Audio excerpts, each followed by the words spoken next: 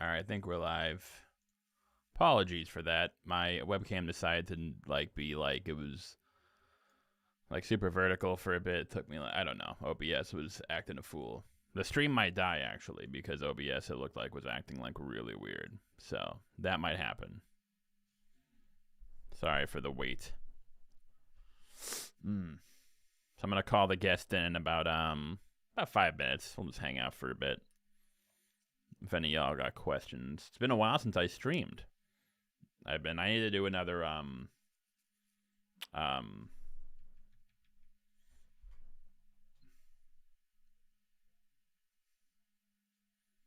Q&A.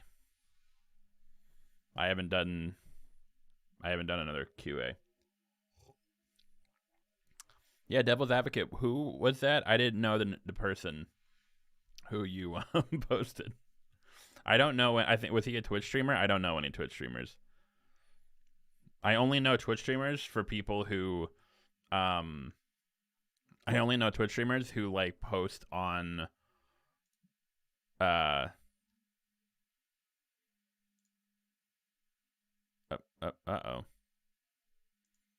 There's something wrong. Nope, we're good. Uh-oh. Do you guys see me?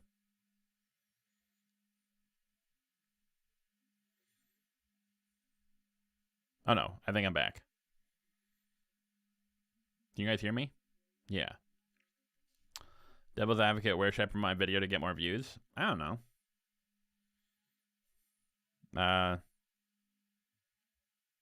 I think you can put it on Reddit. I think Reddit has like a video essay subreddit that you can post. I don't know if you can post it yourself. I don't know if that's frowned upon. I don't see why it would. Like, hey, here's a video I made. Like, if you're like spamming it, like sure, but like I don't know.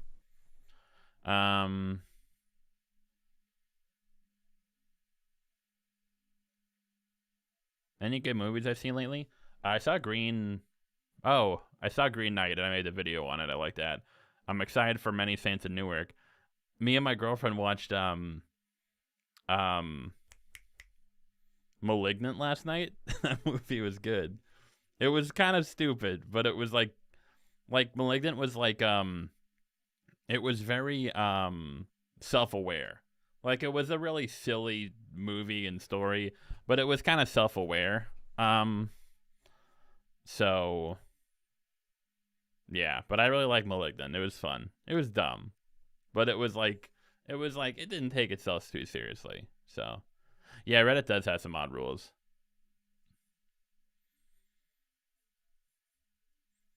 Gregory, I'm actually having a cocktail right now and playing my guitar. I definitely act upon same-sex attraction, and it is thunderous. Excellent. Yeah, no, the fight scene in Malignant was awesome. I was like laughing. My girlfriend was like, and I'm just like, this is awesome. Yeah, James Wan's actually a really good director. I think he's actually very good. What was it? He did Invisible Man, right? I actually really liked Invisible Man. Not too bad, CJ. Doing well. The lady's out with dinner, so now I'm streaming. It's passive. What's passive homosexuality? It's like passive income. Or like if you don't you don't seek it out if it just comes to you.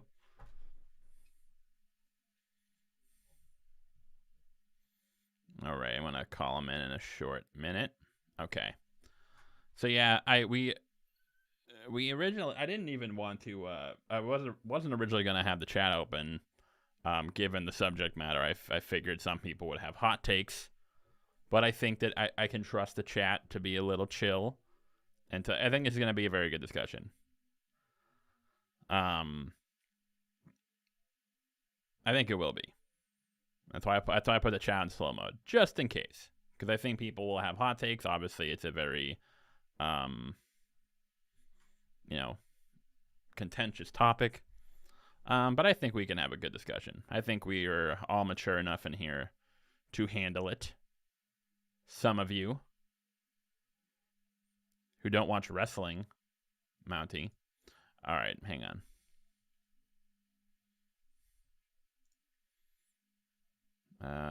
Okay, I'm gonna call it in. I usually just leave like 10 minutes or 5 or 10 minutes before just to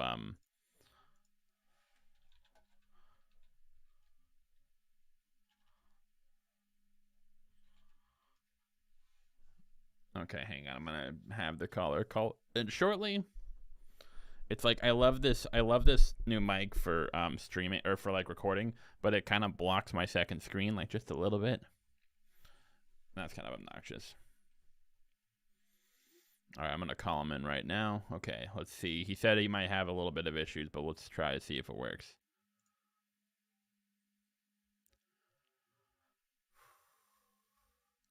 Hello?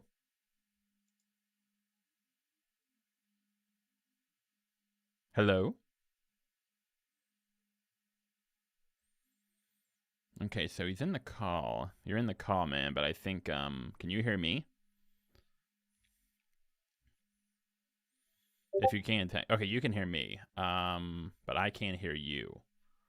Hang on. Can anyone else hear the gent? Might be your mic settings, maybe.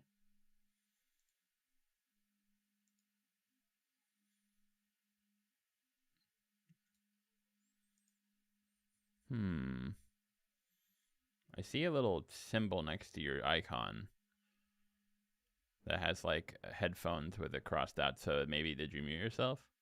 Oh, hello?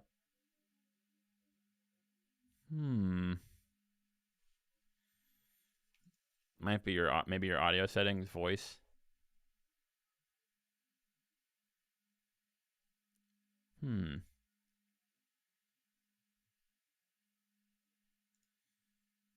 What are you using for a mic? Sorry, be in the chat. I'm talking to the. He can hear me, but we can't hear him.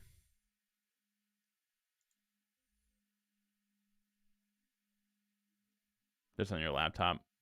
Are you on? You're on Discord. Go to the go to user settings and go to voice and video, and see what your input device is.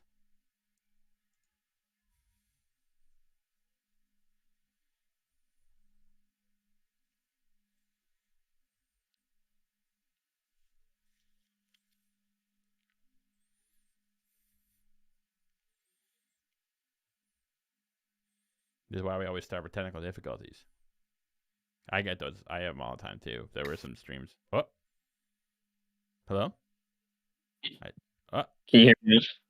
Yes. Hello. Can you hear me? Yeah, there we go. Can everyone hear our guest? Here, say something else. Yeah, we good? Oh, okay, yeah. I didn't realize my Bluetooth was still connected. That was the issue. No worries. I think we're good then. I think they can hear you. I think we're good. Perfect. All right, cool. Yeah, see, I always like to leave a little bit extra time just because of technical difficulties. No matter how many times I like do this with like Discord. Discord's actually a bitch. I'm sorry if like Discord's watching, but like Discord's a bitch. Like with audio, like sometimes it'll switch my audio input to my capture card. I don't know why. But yeah, there's always technical difficulties. Okay. So let's get into it. So, you and I had a little spat on YouTube, correct? Right. Yeah. I can't recall what it was about. I don't know if you can. Yeah, actually, I couldn't remember either for a sec because so that was just a busy night. But I went and found the video again. It was you had two callers. One, it was I don't remember the other. It was Kevin and not Kevin. Okay. And Kevin or not Kevin would mention KKK and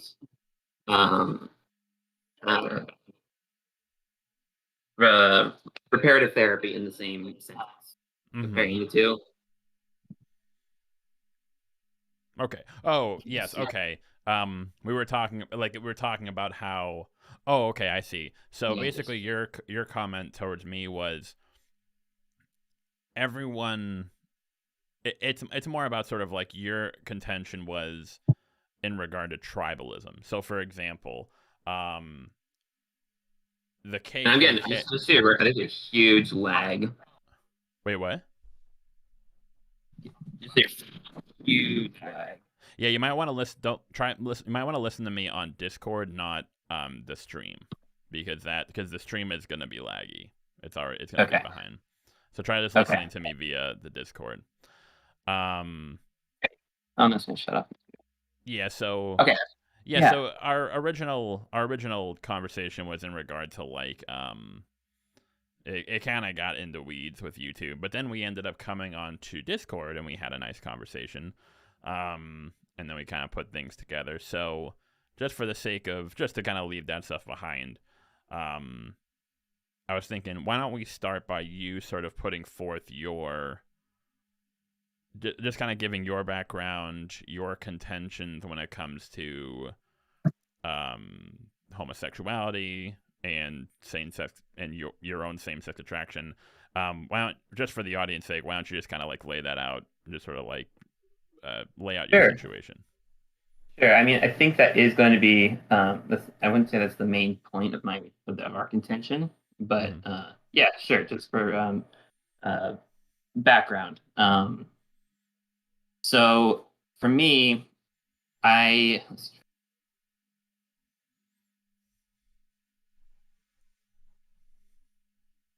So initially, what got me thinking about this entire so I fully identify that I am homosexually attracted. However, also I am also very devoutly Catholic. Mm-hmm. Okay, and the criteria I was aware of these issues in high school. My family weren't super pleased. Neither was I, because of my my affection for Catholicism, and it caused a major down spiral, depression, self harm, all the what a lot of people go through. But when I hit 18, I was able to sign my own medical bills and get myself into therapy, and that's where I learned about the truth about reparative therapy. Because yeah, it's got a horrifying record. I mean, the stories that have been told, the atrocities that have been completed for just the name for essentially praying the gay away. Those aren't lies. I mean, those are true. But it's also tarnished what could be very helpful, because what I found to be my biggest, essentially, I found myself completely split in down the middle. And on one hand, yeah, that dude's hot. On the other hand, though, and you're not a religious guy, Mac, right? Oh, not at all. I think that's the closest my feelings toward religion are I'm completely indifferent, except a little bit of resentment because my mom got me up every Sunday, and I couldn't like watch Yu-Gi-Oh. Right, I think I remember you mentioning. Yeah, that's like my extent of it. I'm so sort of like my family. Many of them are sort of like not really like over the top. Like we kind of like nowadays we only go to church on like Easter and Christmas or something. I'll go with them back when I'm home just to kind of to go with them and spend time. But for the most part, it not like my family is a little bit, but for me, it's almost like completely irrelevant to my life. Okay, I mean, the only reason I ask that is because I think that needs to be clarified. For me, it's the exact opposite. Mm-hmm. In that it's a very integral part of me. Very, so for we talk about Jesus and the Virgin Mary, and it sounds like usually it's the butt of a joke, or it sounds fanatical, but for me, they're very real people. Virgin Mary is a spiritual mother to me. Christ is a spiritual brother to me. It's something that you don't necessarily. That would be very difficult just let go of. Okay. Oh, of course. And so with these, but then they're also, since I believe that that Jesus and the Virgin Mary they're accurately associated with Catholicism itself, I would be bound to follow the tenets of Catholicism. And when it comes to sexuality, there is 3 criteria that need to be met that can't be changed. It needs to be that they teach that sex is fundamentally a good thing, but unless it meets these 3 criteria, it's an abuse of a good thing.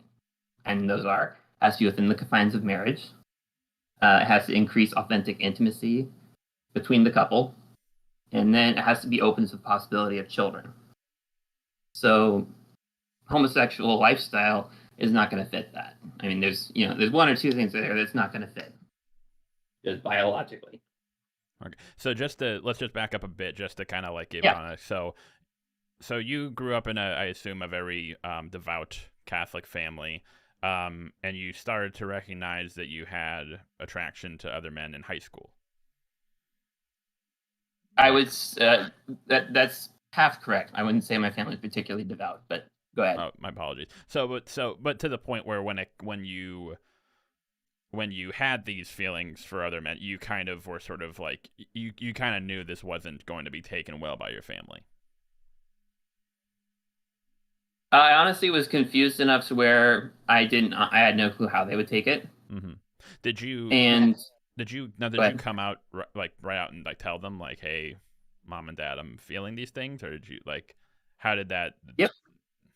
Oh, so yep, you just I did. Okay. And then how did they, if you were okay with me asking, how did they react? I would say they were, they were confused. Second only, I was probably the only person more confused than they were. They handled it, as kindly and as lovingly as they could.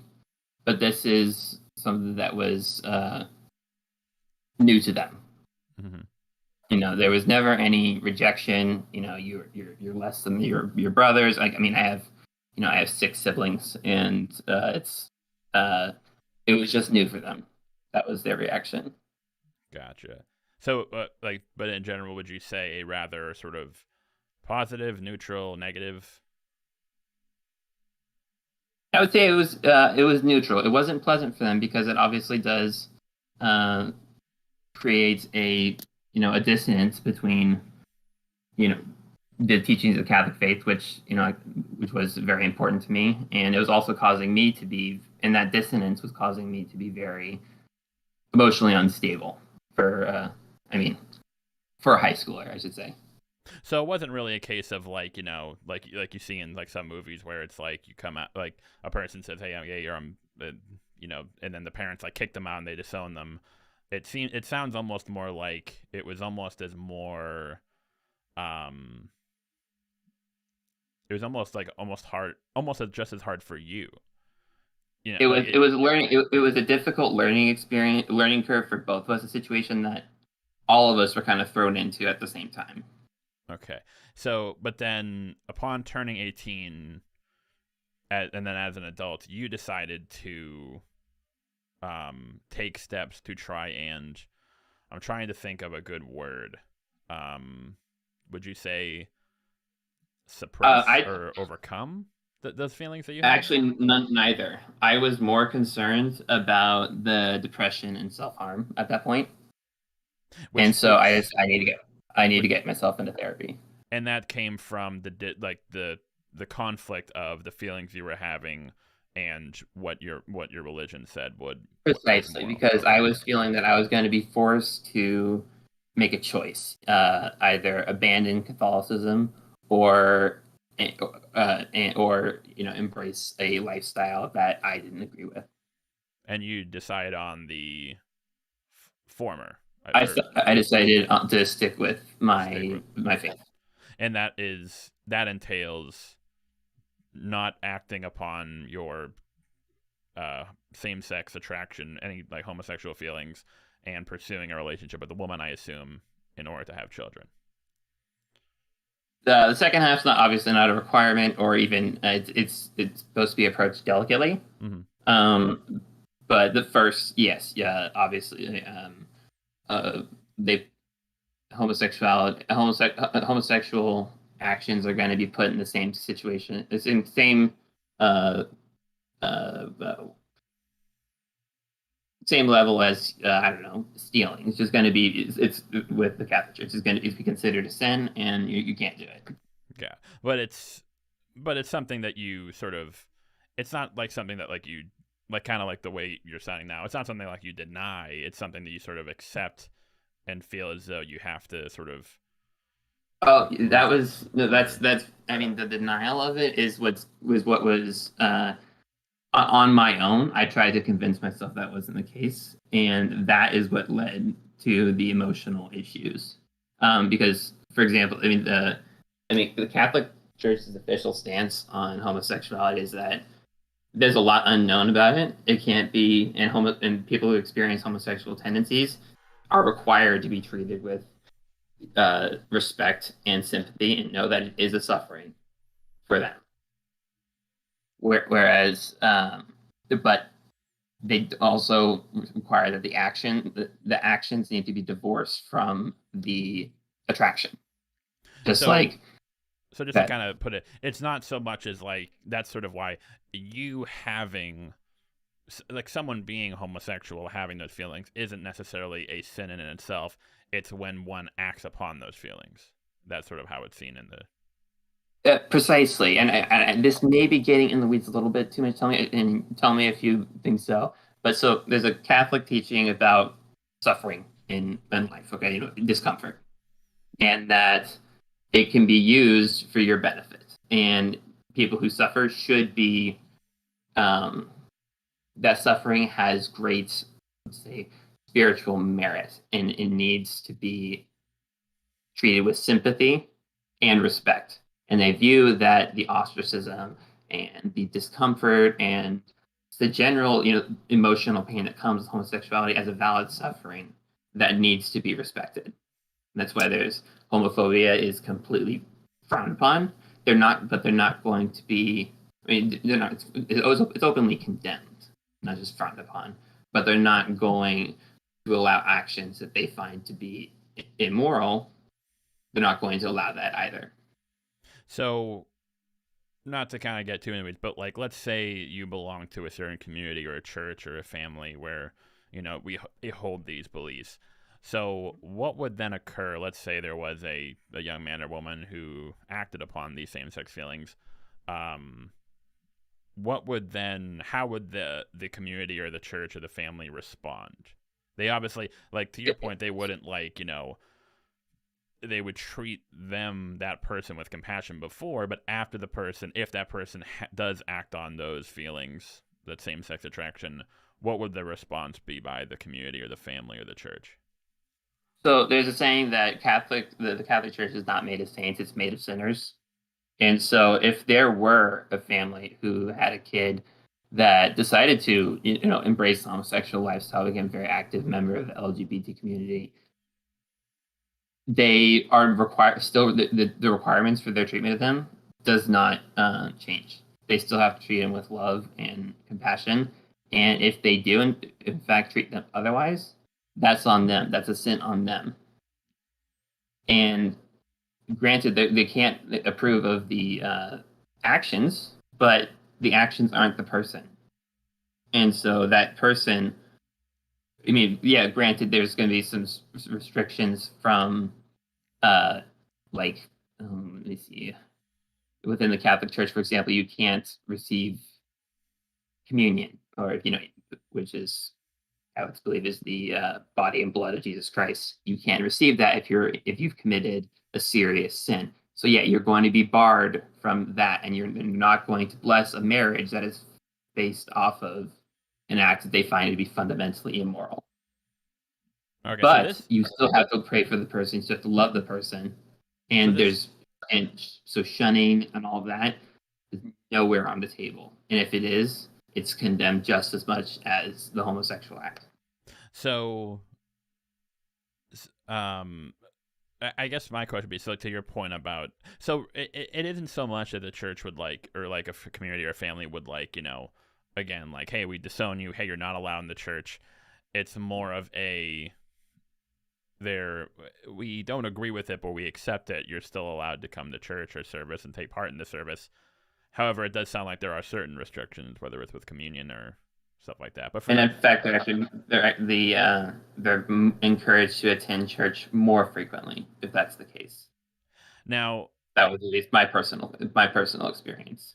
so just and then we'll kind of get into the weeds when it comes to conversion and reparative, just to kind of get an idea, because you've kind of like changed my perspective on how I think some people view it. So does the church or like the sort of like the Catholicism, like or at least like in your sphere, do they view something? What do they actually view homosexuality as? Do they view it as like part, like I'm sorry if I'm using the wrong word, just to kind of get an idea. Do they see it as something like it's like almost like a disease or like an affliction, something that can be cured, something that must be overcome? How do they sort of view it? Yeah, so no, and that's a great question. It's one that I actually didn't know the answer myself, like the official stance, before the video, before we started chatting. So I went and looked it up in the Catechism, which is the book of rules for for Catholicism. Catechism of Trent is what it's called, and that homosexual and what it said in there was homosexual acts are fundamentally disordered. However, let's see here. The acts are disordered, but the persons with homosexual teachings must be accepted with respect, compassion, and sensitivity. Every sign of unjust discrimination in their guard should be avoided. So essentially, they're kind of treating it like an emotional disorder. And is it something they think that can be cured, or that can be sort of like, or that you must sort of like overcome it and just not act, like have the self-discipline to not act on it? Well, right there, the church realizes that they're not a scientific body, and so they do not they're not going to put their mark of approval on any treatment to get rid of it. They do not require that. But they do view it as something, as like as a disorder, as something that is like wrong with someone. I would say less severe than that, more along the lines of a kid, like I said before, someone who is, Catholics, they teach that Catholicism teaches that everyone, that we have our own, our own peccadillos, our own flaws, and that everyone is inclined to a specific flaw. They see it as no more important than that. So, if you're inclined to overeat, be greedy, they don't see it any more important than that. It's a flaw. You work on it to the best of your ability. We move on. Well, I think the main and this is kind of, I'll kind of like ask this to kind of segue. Yeah. I think the difference would be, so for example, let's say that I go out and I sleep with my neighbor's wife. That is a case of me committing a sin or me doing something frowned upon in the community. But that is a case of me sort of like doing something that I don't. It's something that's not really like put upon me. It's just something that I'm doing. Sorry. Yeah. Sorry, Matt. Could you repeat that? I didn't catch that. So if I were to say something like, if we were to compare it to, like you mentioned, like greed, or I'll sort of like use an example of like if I slept with my neighbor's wife, that is a case of me committing a sin, of me doing something, more immoral. However, in that case, that is a case of me performing an act, but nothing is really put upon me. That's just me doing something that is frowned upon.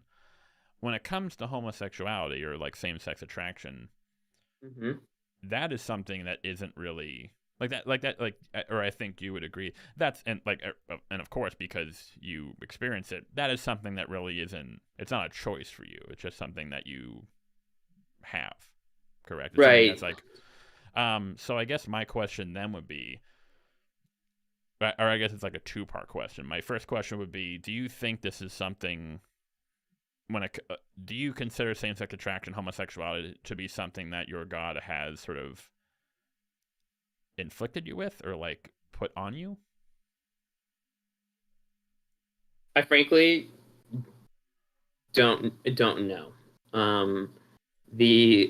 mean, when it comes to Catholic in particular theology about suffering on earth, there is the concept that it God creates suffering specifically for certain people, and it's something that they just need to endure in order to achieve salvation. Simply in order to imitate Christ, who when he came, who was doing his lifetime, had suffering out the wazoo. I mean, you've seen the Passion of the Christ. I mean, that's for all of its problems, the violence and the suffering that is historically accurate. Or the Book of Job or something like that. Yeah, that's it. That's even better. That's even better. I mean, that's even better example. Like, we're going to expect everyone suffers, and Catholicism just gives that suffering a meaning. So you would say that, like, you would view, to sort of, not to like put too much of a crass comparison, you see it as more of something like, if you were to ask, like, hey, why did my God give me these same-sex feelings, it would be the same as, like, someone in the hospital saying, why did God give me cancer or give me a certain disease? And that's a great analogy. Yeah. Now, obviously, like, we'll disagree. I don't view homosexuality like in that way as a disease, but we can sort of touch upon that. But I just kind of wanted to get your view. Oh, I do want to clarify something there. I was agreeing with you that it's a suffering, not that it's a disease. Well, I mean, like, yeah, but I mean, like, in the fact that, like, they're both viewed in that way of, like, when it's something bad that is happening to me that's out of my control. That's sort of how it's viewed. That's sort of like been put on me. That's not something. It's viewed more like a tendency towards a certain immorality. Okay, that's like a guy who has trouble being faithful to his wife. It's not like it's just a certain tendency to a flaw. That's the extent of the church's teaching on it. But in this case, this is like there are certain people who are in. Who I'm trying to think of like a proper word. I guess I'll just use it. Just there are certain people who are inflicted. Again, not the best word. There are certain people who are inflicted with same-sex attraction, with homosexuality, while others are not. So in that case, like, I would say that, like, as humans, the vast majority of, or like if I would just say men, the vast majority of us are faced with temptation. If I'm in a relationship, of course there will be temptations to be unfaithful, to, out of lust, out of, pleasure seeking. However, and I think that's something that's mostly universal as humans. However, then there's the case of, well, when it comes to same-sex attraction, that is only on certain people. It's something that isn't something that's sort of like, it only sort of is inflicted, again, not the best word, on certain people. So I guess the question would then be, why is that the case? Why is it that only certain people are sort of like have these feelings while others are not? Others do not. I mean, I think I would actually disagree with your original premise about that. Temptation to promiscuity is universal. I wouldn't. That's not been my experience with my straight friends, my straight brothers. I mean, one will want to fuck his brains out every night, one won't, and it's.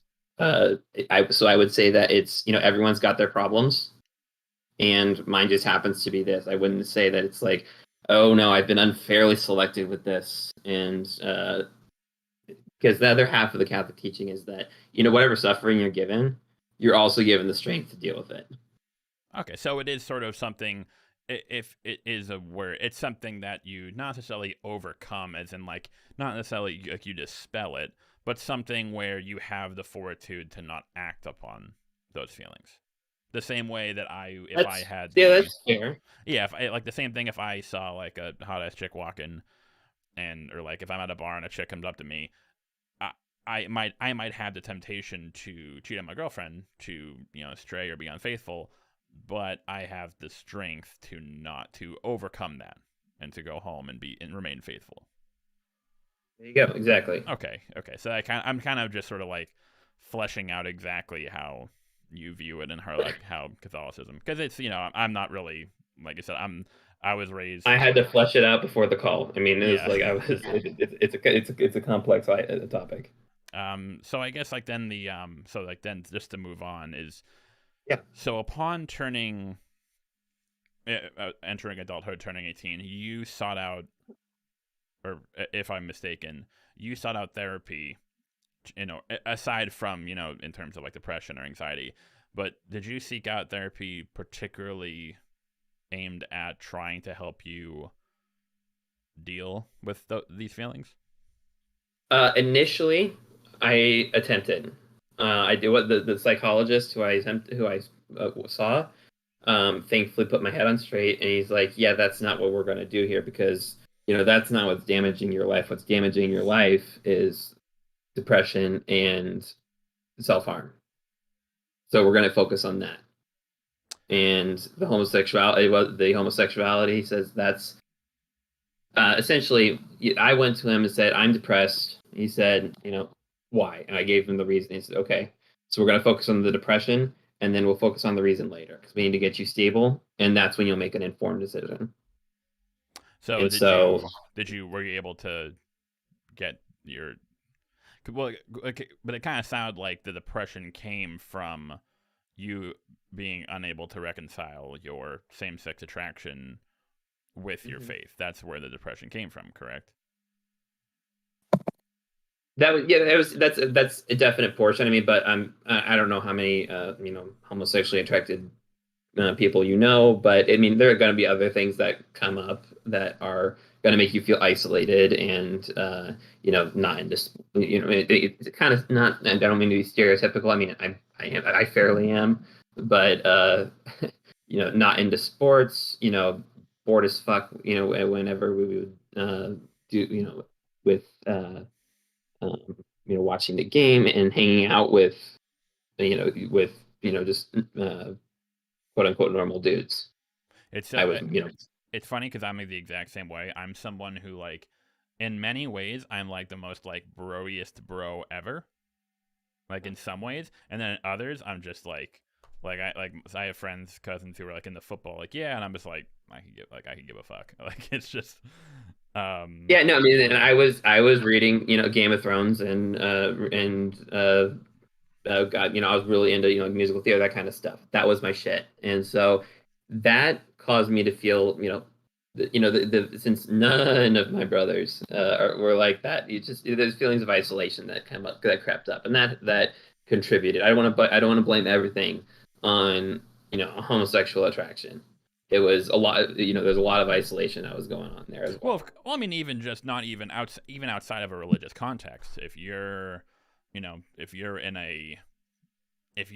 in a community, like, religion aside, if you're raised in a community where you look around and every, like, 99% of people you see are in heterosexual relationships, or they experience heterosexual attraction, you're with the boys and they're all talking about, oh yeah, chicks, it can be the thought's going to come like, hey, what the fuck's wrong with me? Or it just kind of draws attention to it's very similar to someone, people say, if you're a person of color and you go to an all-white school, even if no one is like openly like, not even if no one mentions it, like directly or like brings it up, there is it draws attention to the fact that you are different than your peers somehow, and that can just kind of just cause a general sort of feeling of, I don't fit in, I don't belong.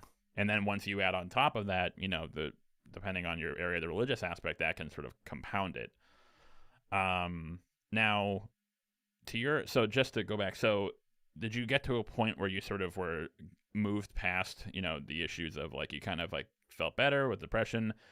Did it get to a point where you then it moved on to address your same-sex attraction at all, or? So there was about a year that was focused solely on. I mean, it was it's kind of difficult to. I'll see if I can explain it clearly. It was kind of worked on in tandem. Like initially, the therapist was like, "Yeah, we're not going to discuss any. We're going to get you to stop cutting yourself, and we're going to get you where you can be a functioning human being." And then, if and then he brought out once I had gone about a year without self harm or anything like that, he brought out the second um, portion, I should say, of stage of my therapy, which is if you're familiar with acceptance commitment therapy, ACT. I'm not. And just actually before we continue, Yeah. just to confirm, because I know we sort of had a back to back.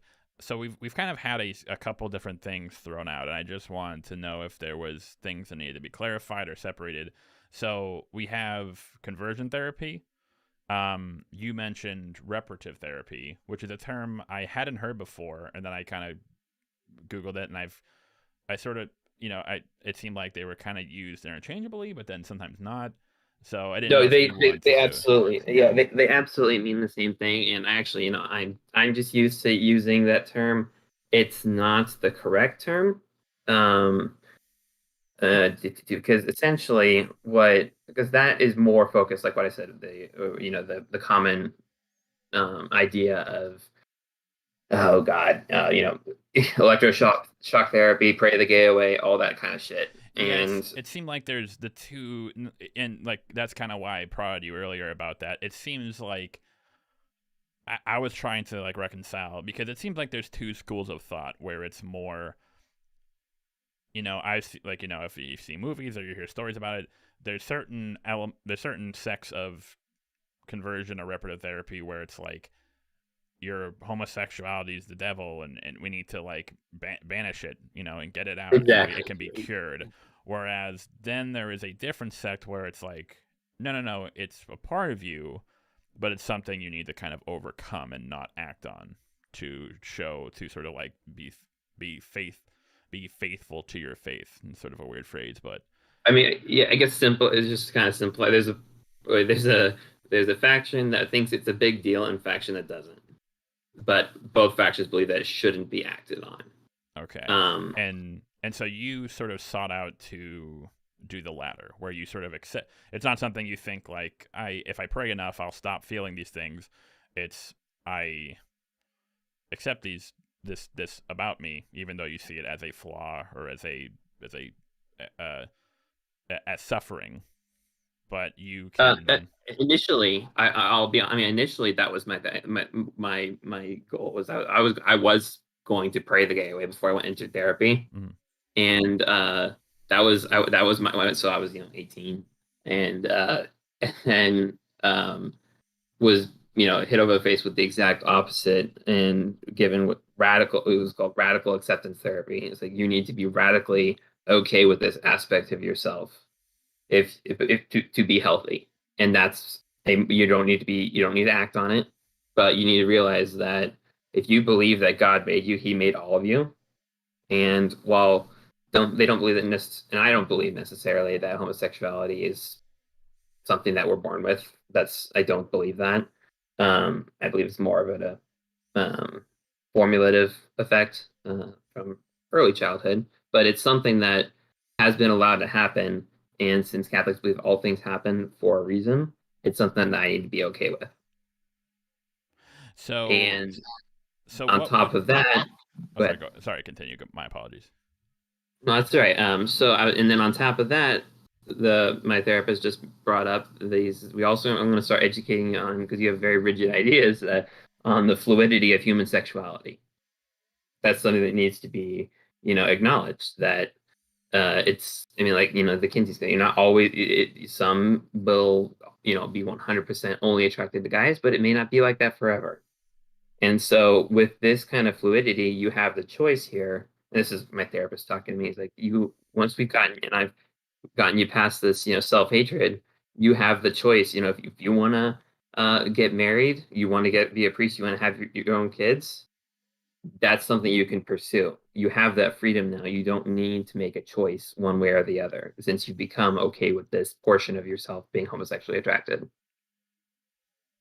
So yeah, so just to move and just to kind of like make clear, because this is kind of where it comes to, and there might even be people in the chat or people who watch my channel who are like surprised by this, but as much as I don't agree with it, if you are someone like, so let's say you're a 21-year-old dude and you experience same-sex attraction, you homosexual feelings,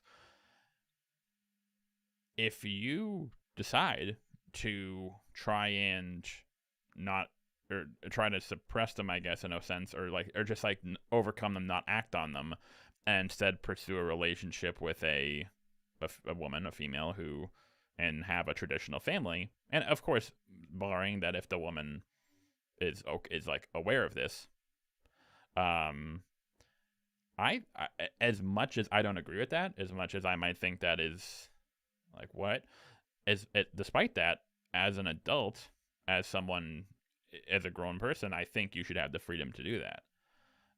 Again, I'm not for it. I don't think it necessarily is a good thing or will lead to good outcomes. However, I think that it is something where it's like, I mean, if this is what you want to do, if you are your own person and you should be able to pursue that. I guess my only concern is, so for example, it's like, well, you could say it's like, well, once if you're someone who follows Catholicism and you hit the age of 18, you're an adult, you can make your own choices. So you can either choose to, just, do what you want, like be in a relationship with another man or someone of the same sex and, pursue that lifestyle, or, try to overcome it and pursue a traditional lifestyle.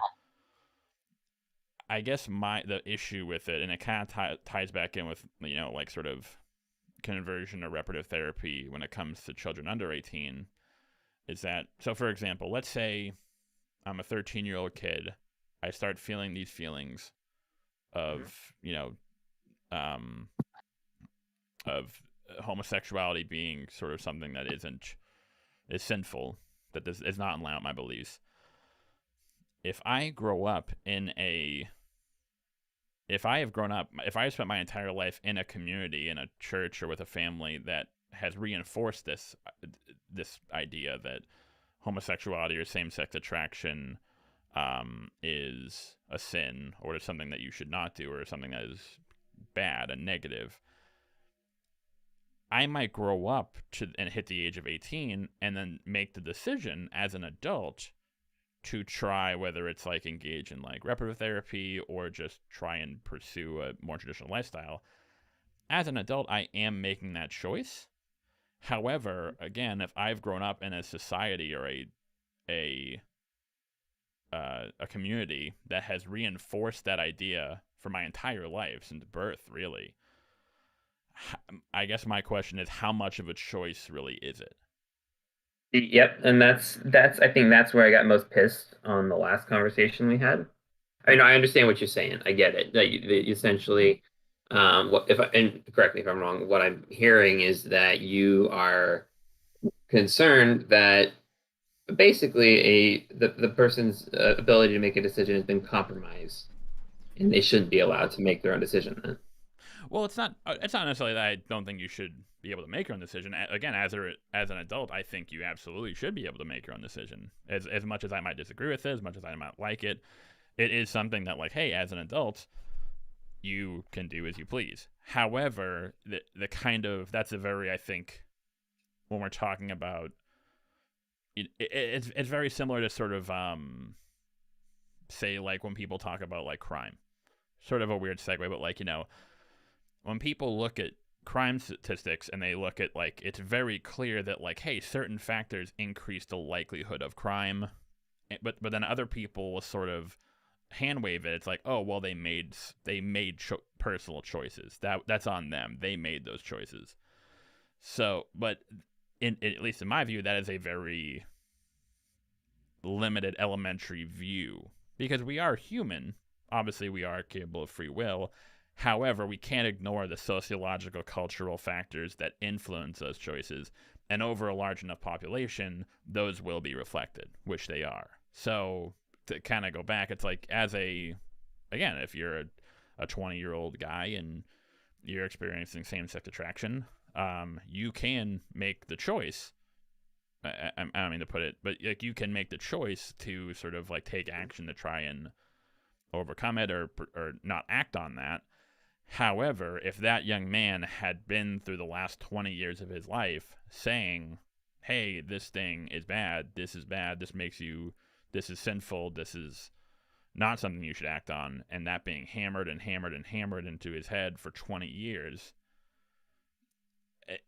again, it is a choice, but it's more of it's sort of like saying, like, you know, hey, you can do that if you want, it's your choice, but it will result in severe consequences. And so to me, it doesn't seem, it seems like there is a sort of like, it's sort of a weird term for it, almost like a theological coercion there, in a sense. Okay, but I think your premise rests on the idea that the idea is hammered over and over and over again. Well, that's not necessarily the case. I mean, there's a difference between having a belief and being brainwashed. But when you were growing up, like when you hit high school and you started to have these feelings, you knew that was like, it was kind of like a, not you were like horrified, but kind of like an uh-oh moment, because this doesn't, you knew even in high school, this does not align with my faith. It goes against my faith. Correct? Uh-huh. And the reason I knew that is because I'd chosen to study Catholicism. I'd chosen that.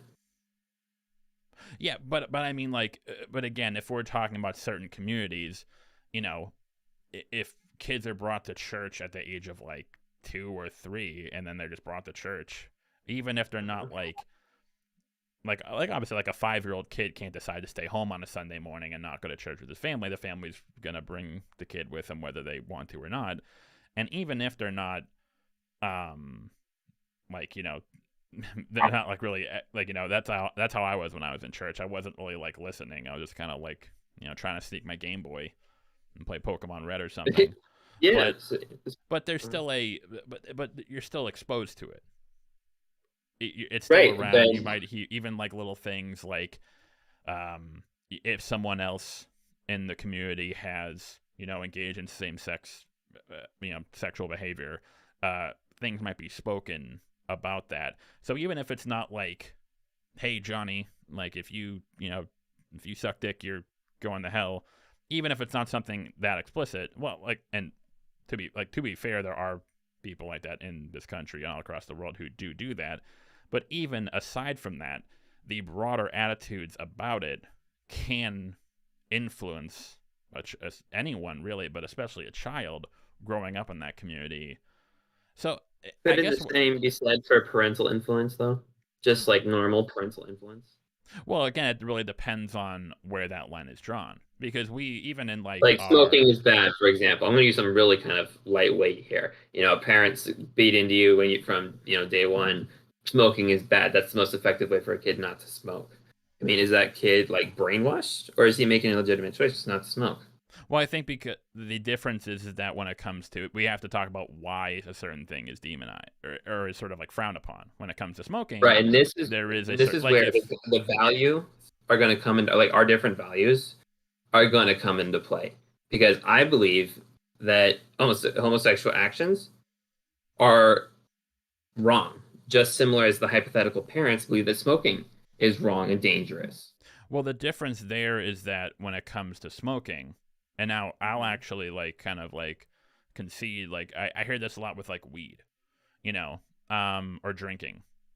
I don't think kids should drink. Like, you know, like I think that you should be, you know, I don't think that's a good thing if like 14, 15-year-olds are like drinking in excess. However, the reason I feel that way is not because I think, hey, I think that drinking, there is something bad about, like morally bad about it, that they're doing something that's wrong. They're showing a lack of moral character.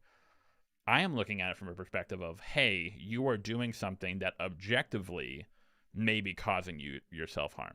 Like whether it's smoking or alcohol, there are things I can point to. Hey, if you start smoking at age 13, you have an X amount of increase of a chance of getting addicted, which is an X amount of chance of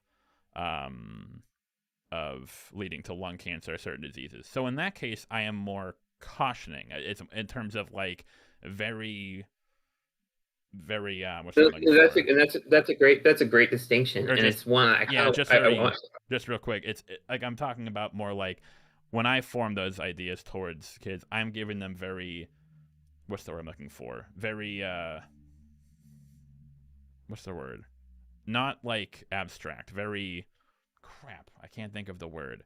Oh, very concrete reasons as to, hey, these things may lead to dangerous outcomes. Mm-hmm. Yep. I don't think there is a comparable outside of in terms of like, in terms of a certain belief. I don't think there is anything comparable that compares that to engaging in homosexuality behavior. I get what you're saying, but the right that the last thing you said there kind of gives away where the dissonance is. That you kind of brush aside that belief, but that belief is just as important to, for example, to me as it would be for my kids to stop smoking, because that belief, if you believe in, for example, if you believe that there is a life after death and that you are going potentially to be condemning yourself to an eternity of pain and misery, you're protecting the child in the same manner. You don't want something bad to happen to that child. But the point I'm making, kind of going back, is that it seems a little, it's like you're almost kind of like preemptively poisoning the well for them. Like, so for example, let's say a kid grows up, and no one kind of like talks to them about it. They're not sort of like imbued with anything related to homosexuality in regard to their faith. They turn 18. And then their parents come to them, or their community says, okay, now that you're 18, you can make your own choices. If you choose to do something like engage in like same-sex behavior or have sex with another person of the same sex, that will lead you to that is unforgivable. That might lead to damnation or be frowned upon, et cetera, et cetera.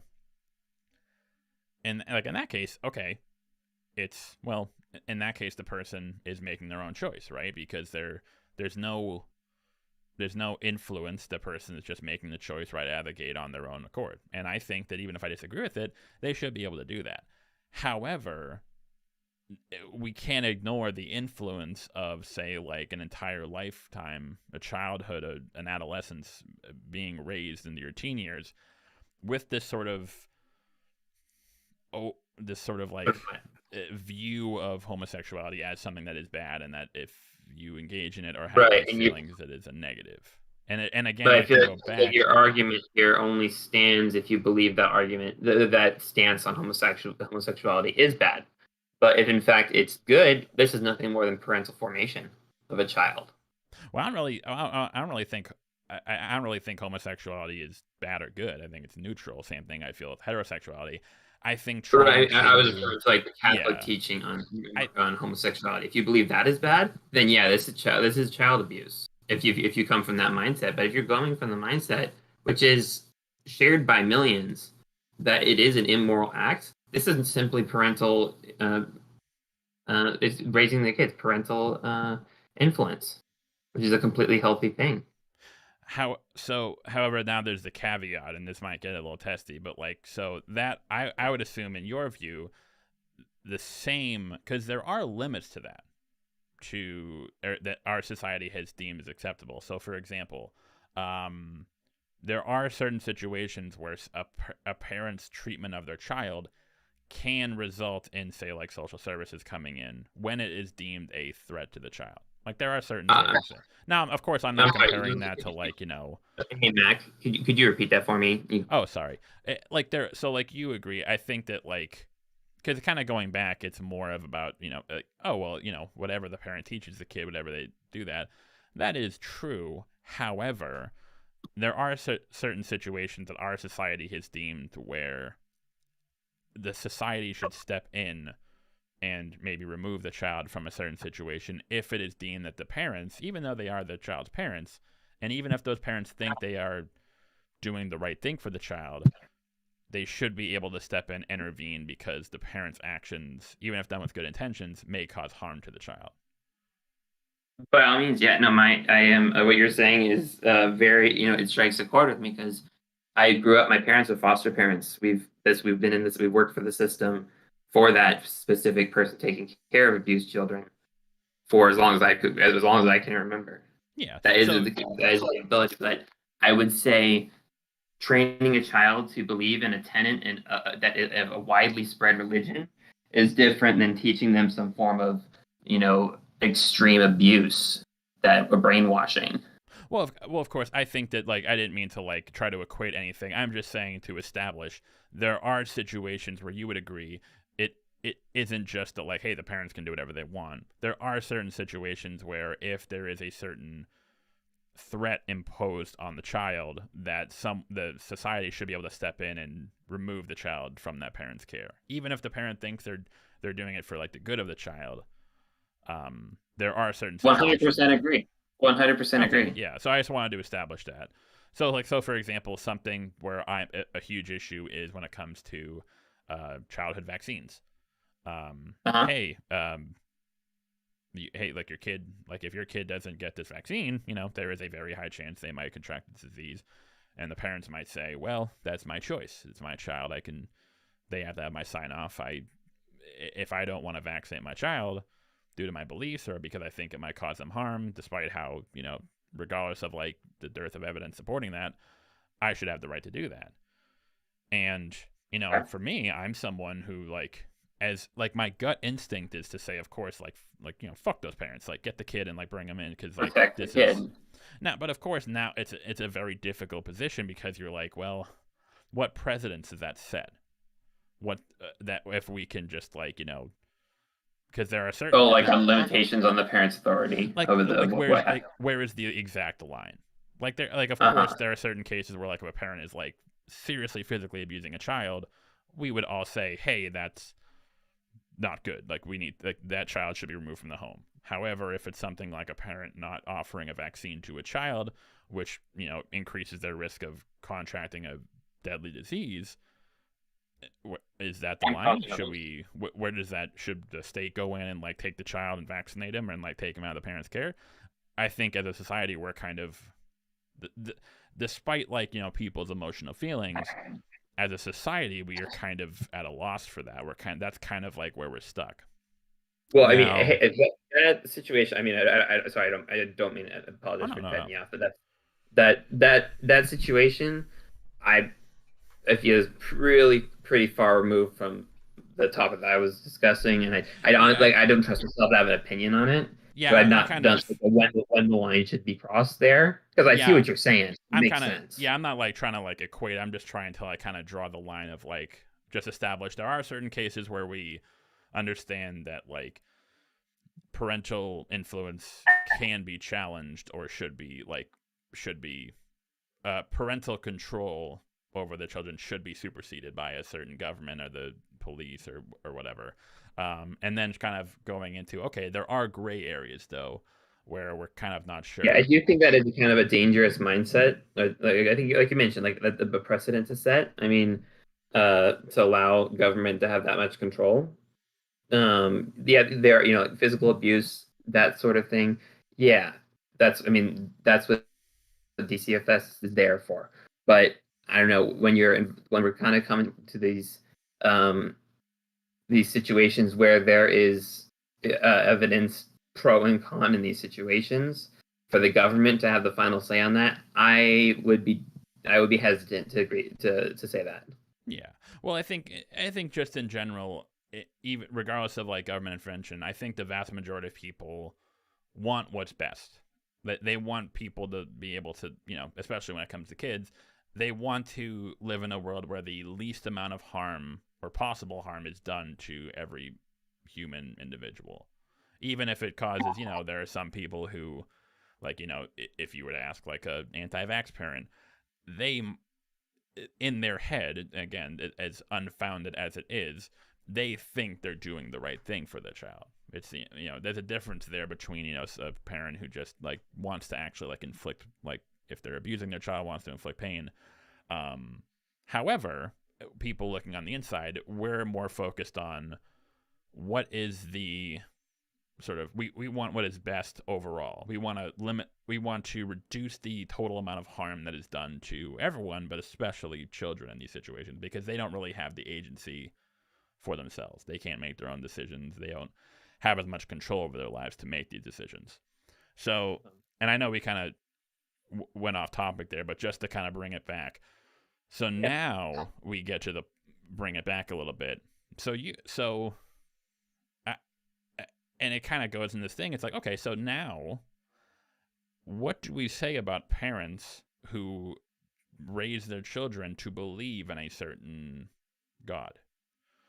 Well, I don't know. I personally, I would say I would say that is within the parents' rights. And I think it is. Even if you don't necessarily agree or disagree with it, I think that's something where it's kind of like, like the vaccine situation where it's like, I don't like it, but it's like we don't want to cross that line, even if I don't disagree, if I disagree with it. But here's what I think: specifically with the religion and the parents' role in that, they should have the right to teach their children their religion, pass along what they know, what they believe to be best. Otherwise, they're not good parents. I mean, if they're not doing what they believe is best for the child, they're not good parents. And it's specifically in this case of religion. However, they should also respect that child's adulthood when it comes to respect that child enough to make sure that they're not, closeted off from the rest of the world, and that they're exposed to these other cultures and even religions, and so that they can't make their right choice. But the parents have at least done, they've been able to instill their beliefs in the child, but they've also exposed them to enough to where the child can make their own decision. Because, like I said, my family, they weren't the way I went. They were not happy about it. When it comes to, go ahead. Yeah, well, so the kind of bring it back. I know some people mentioned like we kind of got off topic, but I think it was important to establish that, because now we get to the point where it's a little bit tricky, because okay, so it isn't. We agree that maybe as much as maybe we don't we don't agree with it with each other. We think that whether a parent decides to like bring their child up a religious household and still with uncertain beliefs about a certain God or creator, even if that is something that I don't agree with, that is something that is their right. However, so now we get to the point where now let's talk about like LGBT youth, like kids. A kid grows up in this household and they are imbued with sort of like this attitude of it is sinful, it is wrong, it is, not something you should act on. Now, again, even if it isn't a case of like, the parents are like, get out, like they're going to kick you out of the house. Like, obviously there is a lot of that, unfortunately, where it leads to very serious, consequences for the kids, like where they're basically shamed or even abused just for, just loving who they want to love. Now it gets to the point of how the faith that they were raised in, that they didn't really have a control over, right? And we agree. Again, we agree it's the parents' right to do that, but how a faith that they were sort of like imbued with by their parents, they didn't have control over, now that contradicts with something else they have no control over, which is their homosexuality. Like to your point, when you said, when you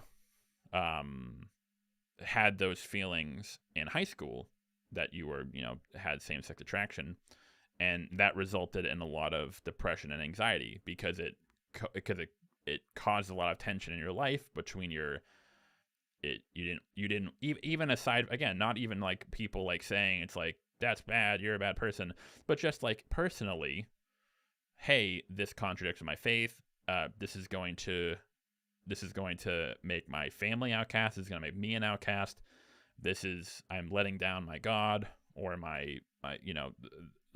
letting down the people who I love, my community. So, and so here's the thing, and this is where we can agree. We would agree that if that child, or if you were not raised in that household where you were instilled with that belief, which again, it really wasn't, again, we can talk about choice, but again, you were still underage. You were not an adult when you started to have these feelings. So you didn't have the choice to have that sort of faith instilled upon you, correct? Or at the very least, it was like you were raised in an environment where it was the likeliness of you adopting that view was vastly higher because your parents, they raised you in that environment. Last statement, yeah, that's accurate. What you were describing before, I mean, is not Catholicism, period. But the last statement, yes, that's a fair statement.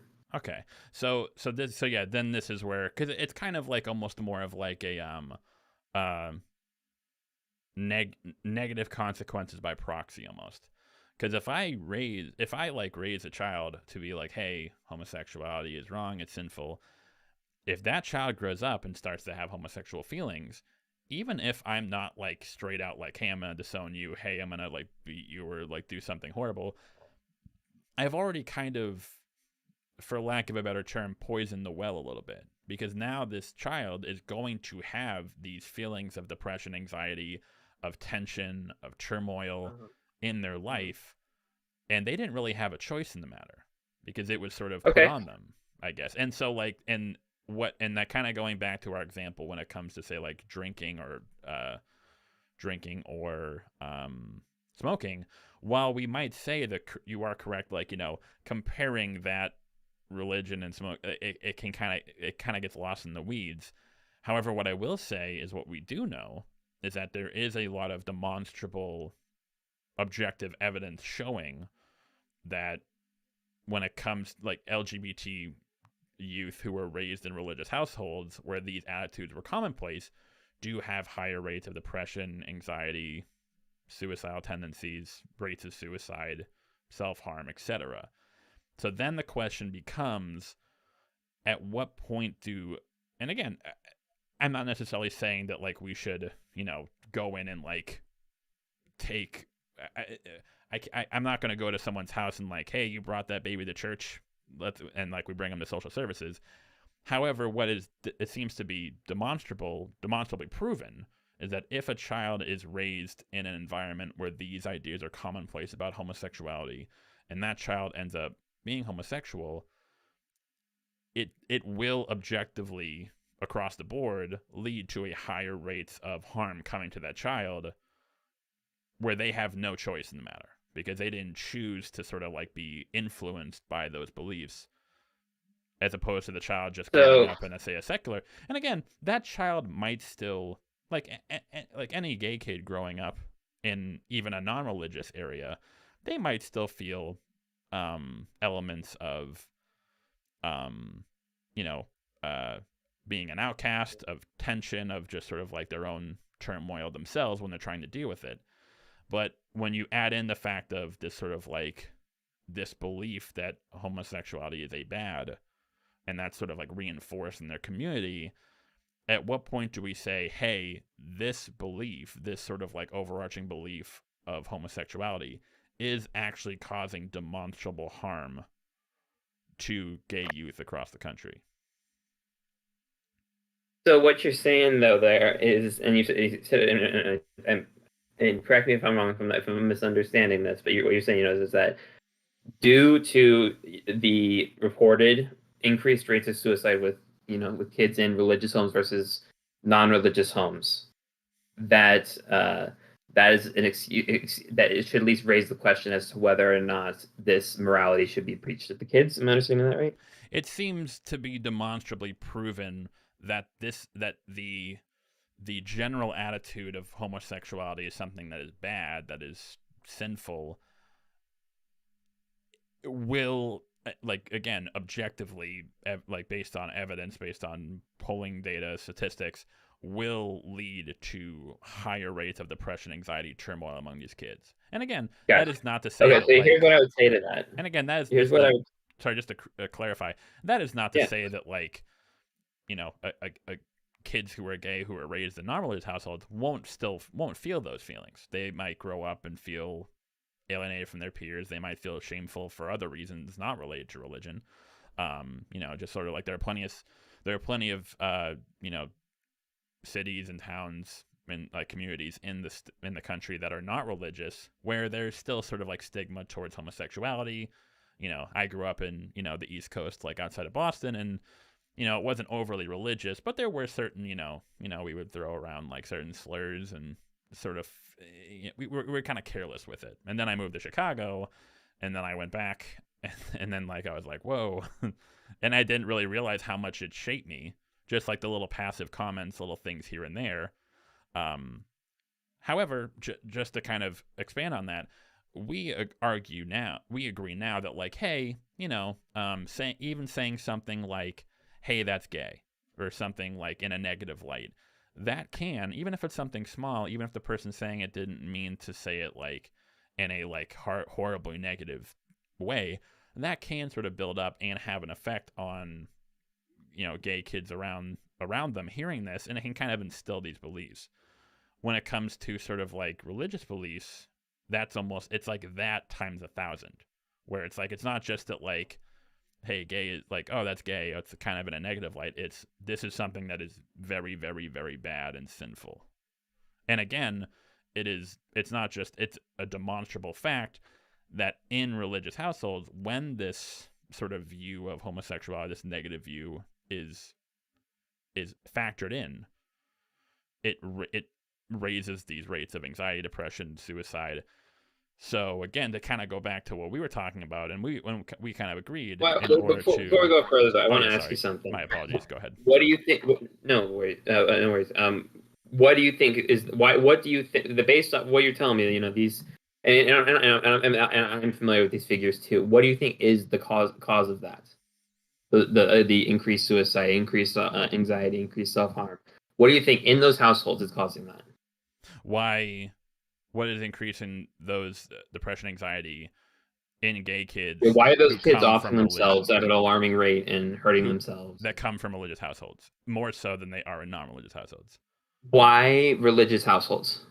Well, specifically because that sort of idea of being gay as something, or being homosexual, or experiencing same-sex attraction is something that, not even that, it's just like, again, like there are certain communities that kind of make jokes about it, that kind of like, oh, it's weird, no, you're gay. This is like to the point where it's like, no, this is like sinful, this is wrong. If you act on this, and that just and like to kind of to speak to your experience, how you kind of experienced in high school, it just caused tension, whether it was direct or not. It caused tension. Yeah, you caught that part.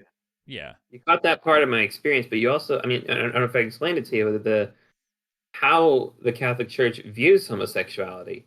That it's not like, oh my God, you're going to hell. It is, the end of the world for you. It's, hey, you got a flaw. We all got flaws. It's not a big deal.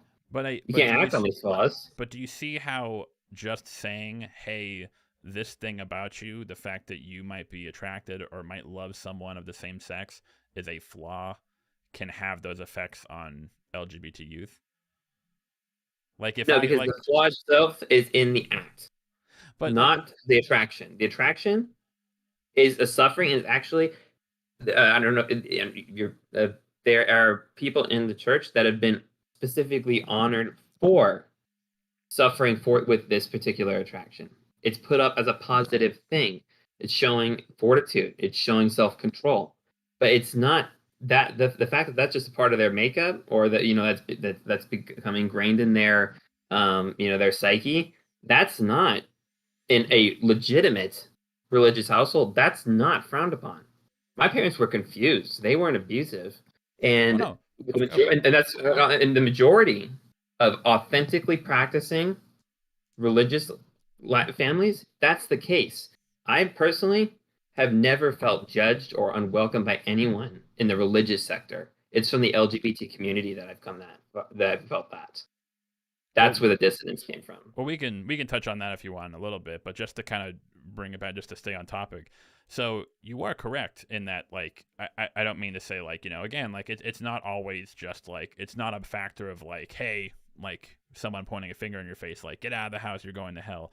Not necessarily that, but just sort of like an overarching general disapproval of not necessarily the feelings, but like acting on those feelings.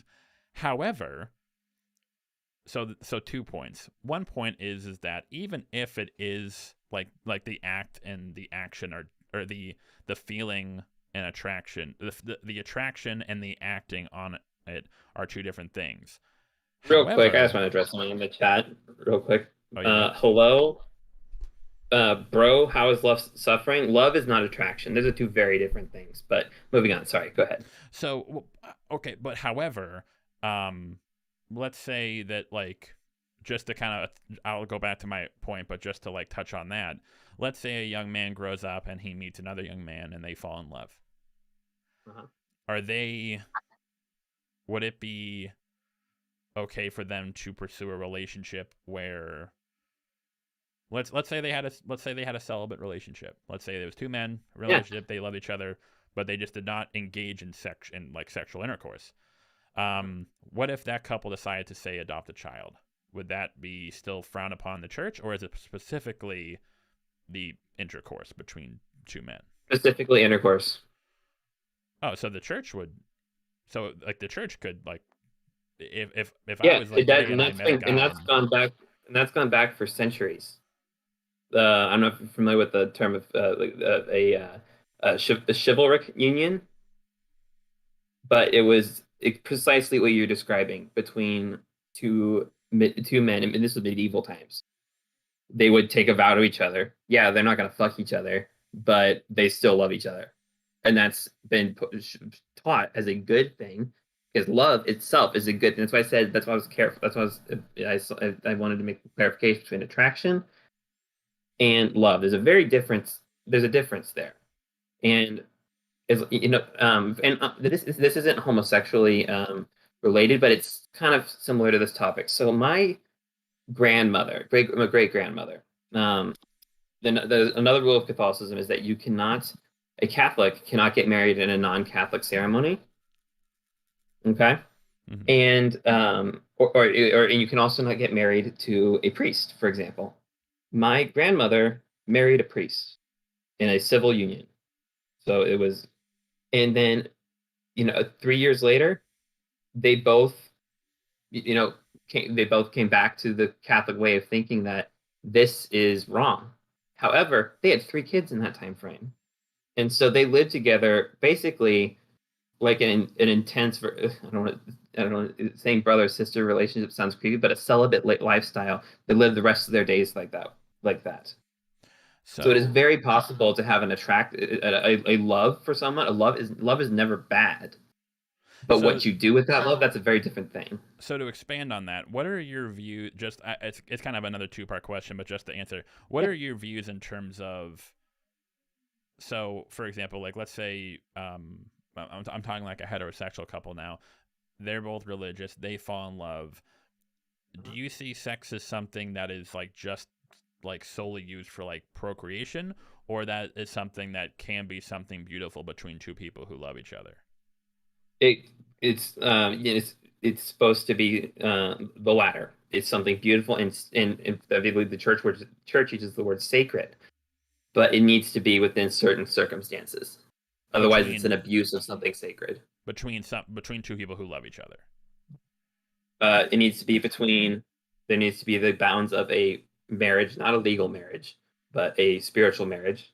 They need to be open to the possibility of children, so that gets rid of like contraception kind of, and also it needs to be between a man and a woman only. It needs to increase their privacy. But in general, if we're just talking about heterosexual couples, between a man and a woman who love each other, it is seen as a beautiful, sacred thing that they share together. It is the act itself, yeah. Okay. So whether or not it's being used appropriately, that's a different story. So I guess to kind of go back to like my example of like say 2 gay men who fall in love, do you see? So I would ask, do you see how perhaps that can cause turmoil for the 2 men? So for example, the husband and wife, the man and woman, they are able to express their love in an act of sacred act that they're able to enjoy, whereas the 2 men who love each other are not able to. They are restricted from doing that because of their beliefs. Do you perhaps see how that could lead to I see your train of thought. sort of like it's sort of turmoil on the part of, because these are two gay men who maybe they believe in God and they love this other human being who is also a man, but they are restricted from engaging in this act, this sacred act, because in doing so that would betray their faith. So I can imagine that would obviously lead to turmoil. That would lead to stress or turmoil. Yeah, or I mean, leaning back to earlier in the conversation when I was saying that Catholics teaching says life hurts, and there's things that you just you got to deal with. I mean, this particular example I find is really fascinating because it's not a very common one, but it's one. But there's some. That's why Catholic priests, they take a vow of celibacy.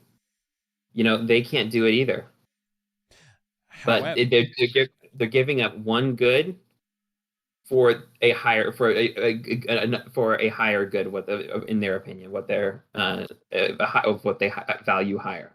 However, the difference there is that a priest or a priest is, upon entering adulthood, they're making that decision because they have the choice between not joining. If someone takes a vow of celibacy and you stay true to that, I have respect for that. However, you also have the choice to not take that vow. But in the case of homosexuality, it's not something that you have the choice over. Correct? It's something that that you feel, and it just seems to me that but are all feelings? But should all feelings be acted on? Like, I mean, what if a guy's like really attracted to a married girl? Should they be allowed to have sex? In terms of the married? Well, no. Well, no. If a girl's married and a guy's really into her and she's really into him, I mean, should they? Because that it would cause turmoil to know that they can't have sex. But does that mean that they should be allowed to? Because in that case, the woman made an oath to her partner. So it kind of goes back to the old the other conversations we were having, because people talk about how cheating is frowned upon. It's frowned upon, but I would argue that it is frowned upon because you are not because two consenting adults are having sex. No, most people are like, cool. You're betraying their trust. You are betraying the trust. So in that case, it's if the man woman, even if she is married, if they love each other and they want to have sex, I think that in and itself is a good thing. I am not okay, but that woman is betraying the trust of her partner, who she made a choice, an oath to. She wasn't forced into marriage. She made a decision, and she could have opted out of it. So that really isn't a comparable. In this case, someone who you're kind of, again, you're sort of these feelings of same sex are put on you. This in our scenario, the man who fell in love with another man, they didn't have control over that they didn't have a choice of who they were attracted to. So it kind of seems like this belief of homosexuality, it seems like people, it seems like a restriction that is put on homosexual people for really no reason. Again, if it's a choice, if we could act, if the argument was hey, being gay, having sexual attraction to someone is a choice, that would be one thing. But it isn't. It's something that just people feel, the same way that I am attracted to women, or and so it just kind of gets back to that kind of opens up the question the root of homosexuality, which we haven't really addressed. Well, we can. I think it's pretty. It seems pretty that it's just something that people feel. I don't really. Do you have what would you say is? Or I guess it's a kind of open Pandora's box. What would you say is Yeah, as I said, that was holy shit. What are you saying here? But we've already crossed 50 lines in terms of I think people read the title of this conversation, were I'm sorry, what? And so I might as well. So what would you say is your take on? I fall in line more along the lines with it's an emotional what's the word? Disorder. It's not, similar to, careful here, because I got several of these. But but similar to like OCD, and it's not a good thing. And so, like, if I actually want to. I like the OCD example. Like, if there is a person with OCD who feels a compulsion to wash his hands 50,000 times a day, should he be allowed to do that?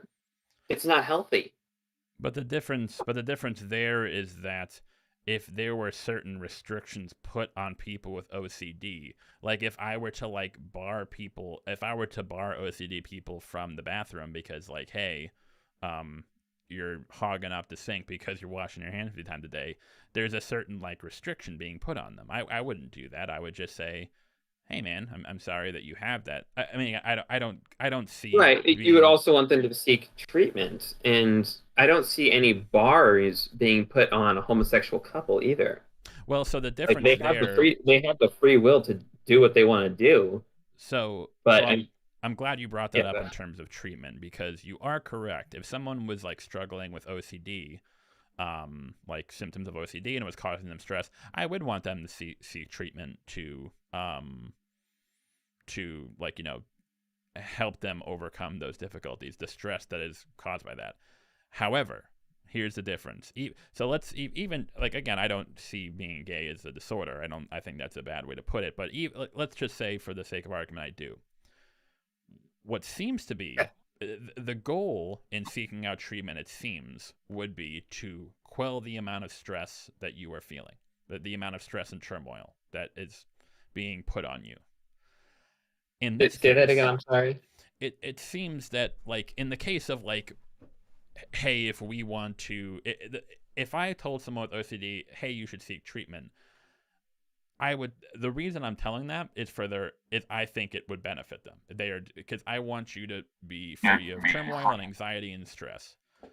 Now, if I were to like sort of go along with this idea that, homosexuality is a disorder and people should seek treatment, the goal of that treatment isn't necessarily to like get rid of the homosexuality, or to like make them not do things. It's to do what is best for them, to cause them to reduce their stress and turmoil. Would you agree?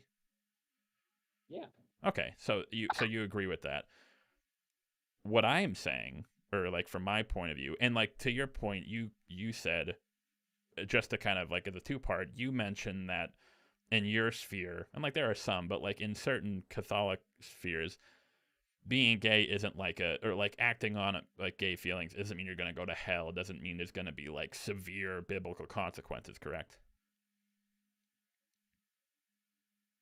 It's a little more complex, but generally, I would say not necessarily is the way to answer that.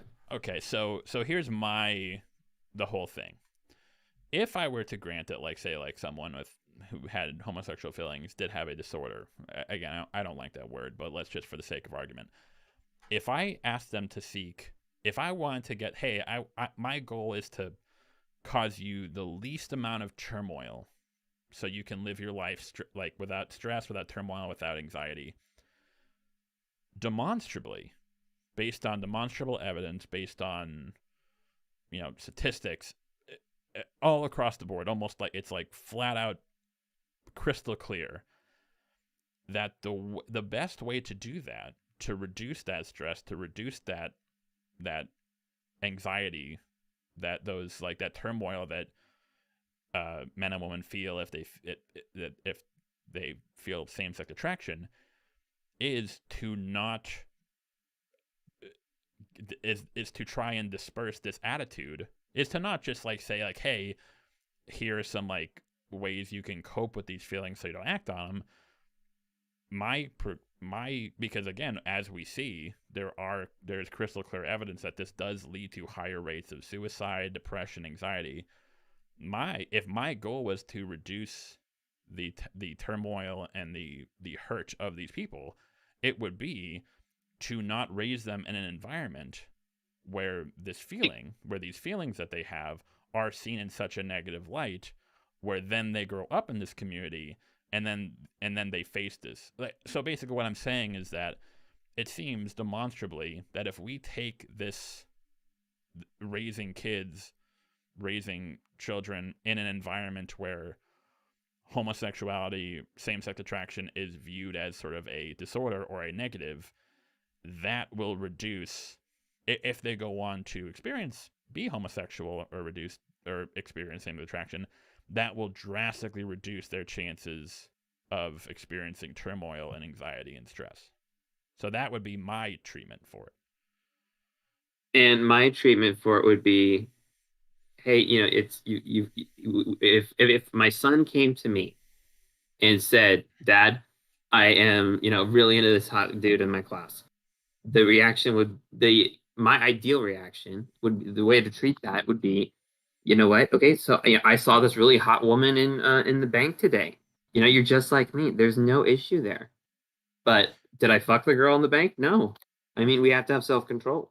But again, there's no shame. There's a difference between guilt and shame. Shame is never okay. Never healthy. And just giving your kid just guidelines for morality, there's a difference there. I mean, that's not automatically telling you're defective. It's just saying, hey, we're all human. And that's your part of being human. But again, to go back, if a parent is raising a child, I would hope that parent's goal would be to reduce this child's overall suffering term. They want them to live the happiest, freest life they can. They want to have that child as a child, yeah, the number one thing they should to minimize this as much as possible. To minimize anxiety, stress, hurt, etc. Exactly. So, with that said, again, if we look at demonstrable evidence across the board, crystal clear, it seems that these attitudes that many religious communities have towards homosexuality is, again, demonstrably leading to an increase in anxiety and stress for children. Talk about this evidence. I'm not, and you're being very categorical about this demonstrable evidence, but this demonstrable evidence, all they're telling you is that these kids came from religious houses, and that essentially that's it. We don't know what caused it. Of course, but when we're talking it's an assumption to say it's religion.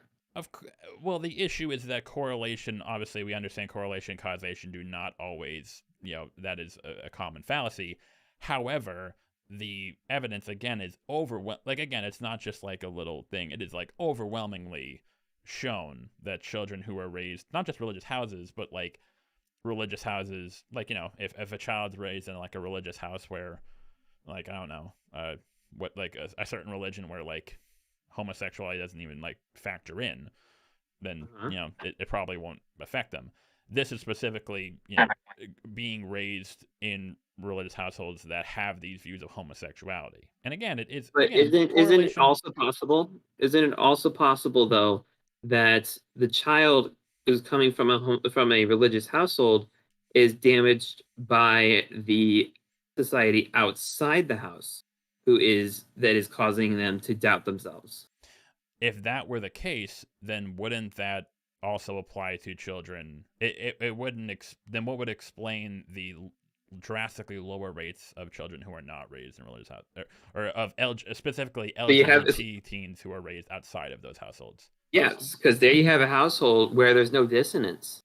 I mean, they say, there's nothing wrong with homosexuality, and you're homosexual. I mean, it's a non-issue. Yeah. But if there's a kid who's not being abused, but is just saying that this is an immoral action, and is still treated respectfully and lovingly by his family, it's the outside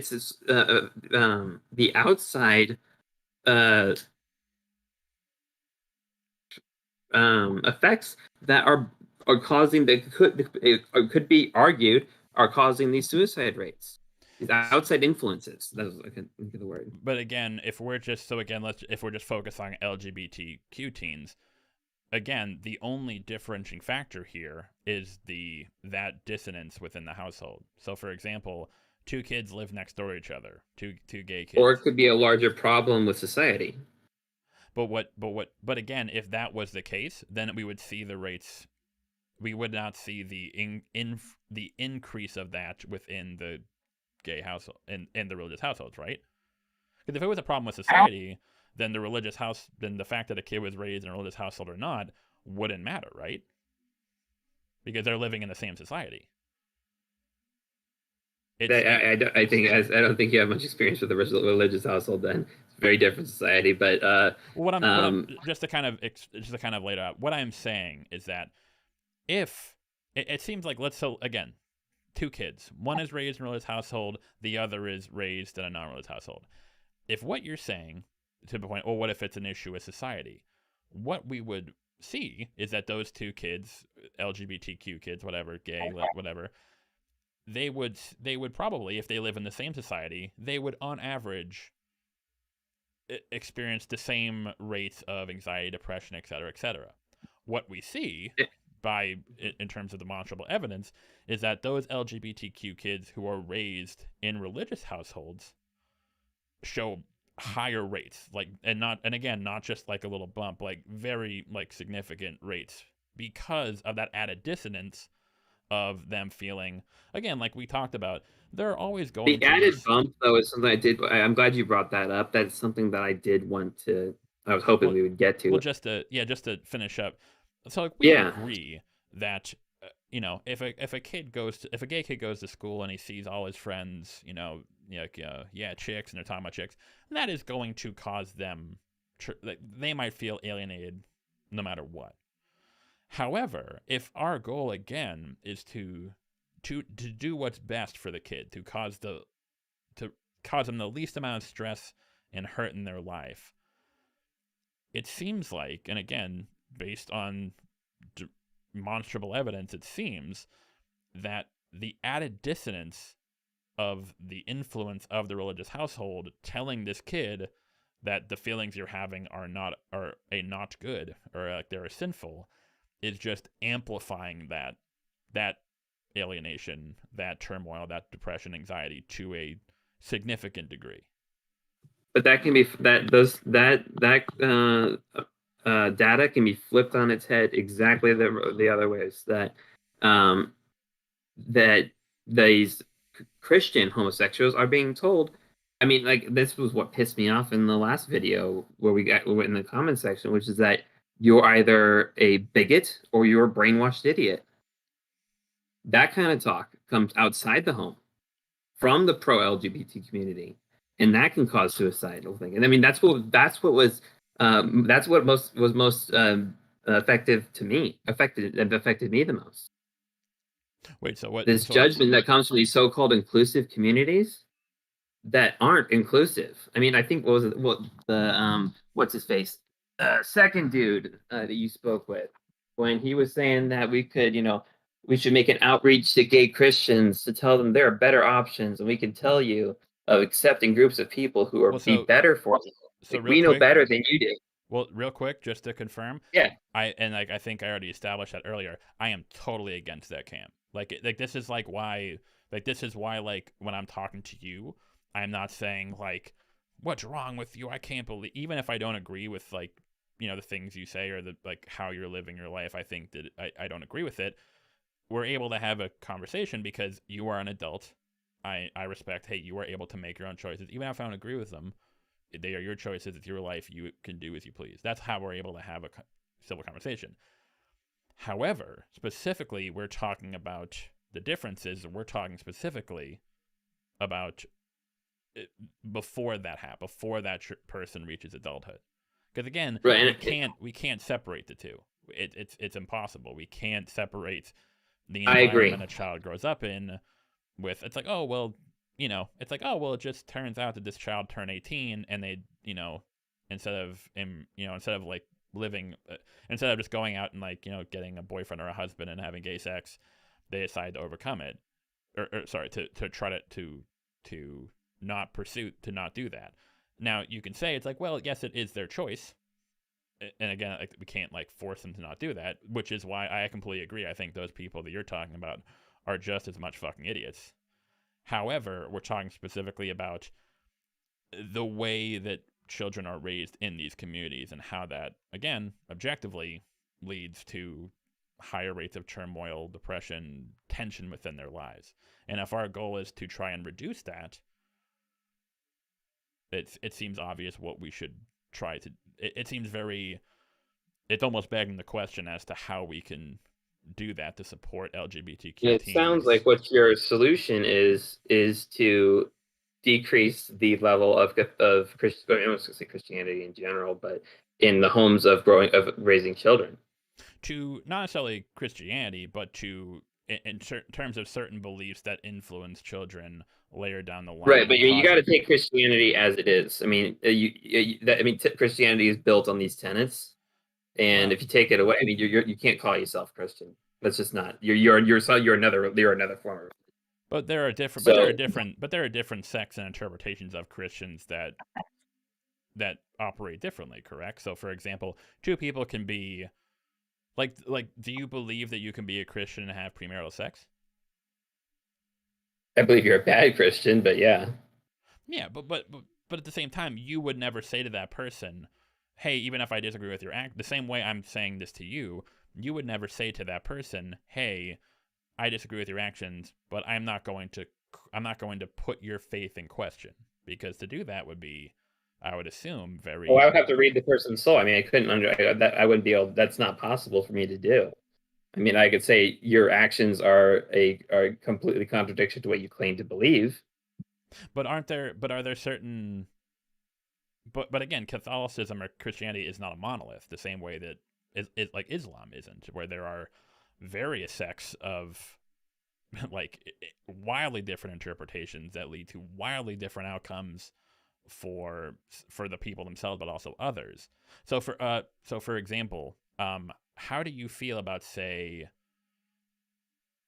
the sort of Westboro Baptist Church flavor of Christianity, Catholicism, where they're very anti, like, it's disgusting, it's dehumanizing, and it's barbaric that they do that, like the things they do to soldiers or to gay people.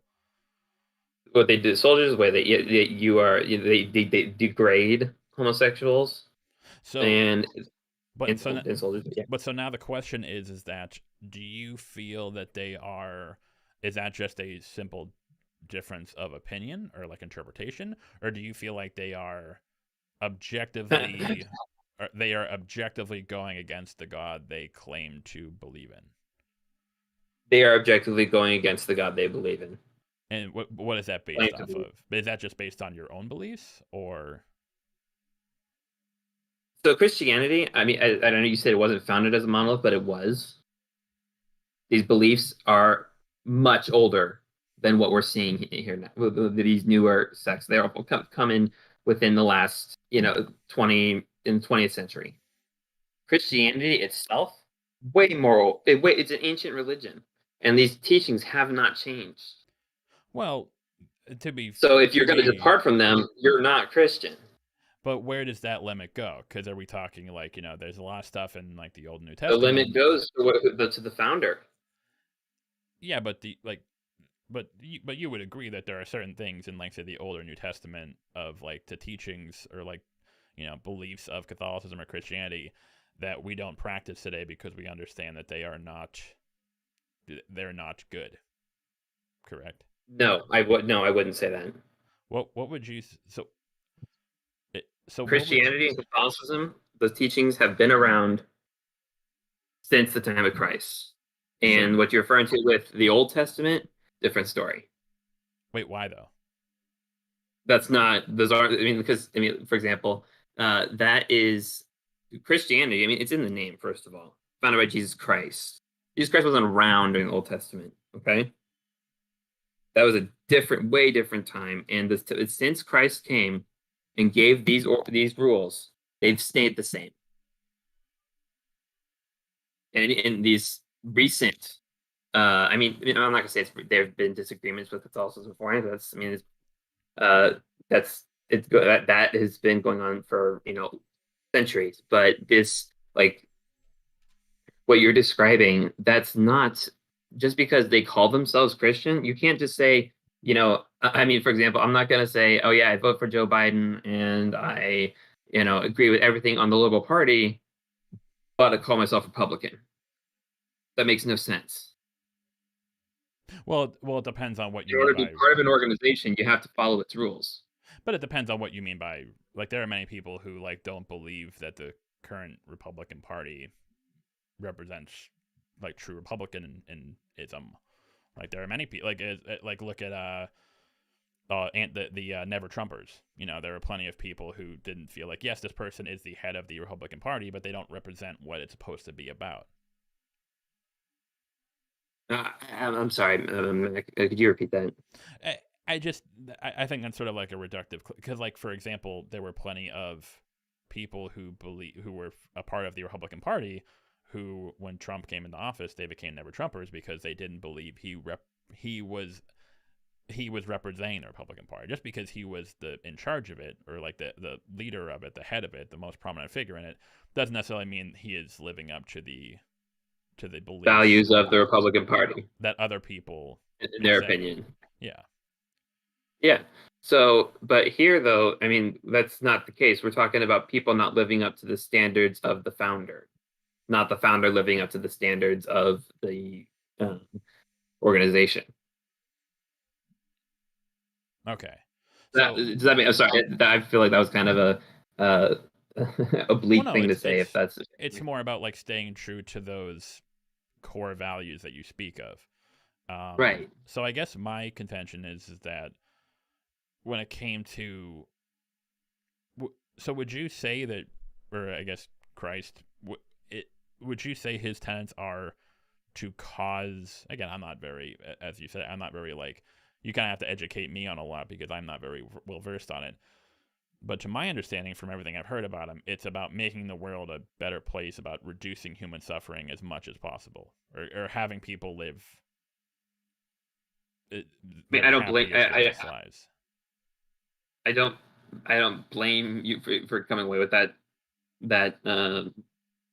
belief, because that is what I mean. That's kind of that is what is most commonly spoken. But that's, I mean, to be brutally honest, Jesus kind of has more of an edge in what he says than the the kind of the hippie peace loving image that he's kind of portrayed. I mean, he says in the Bible, I don't come to bring peace, I come to bring the sword.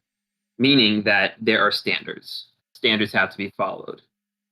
But my contention there would be, in the same way that, like, say, when it comes to like if we use our example with the Republican Party, just because a certain person is in charge doesn't mean we have to just fall in line with that person.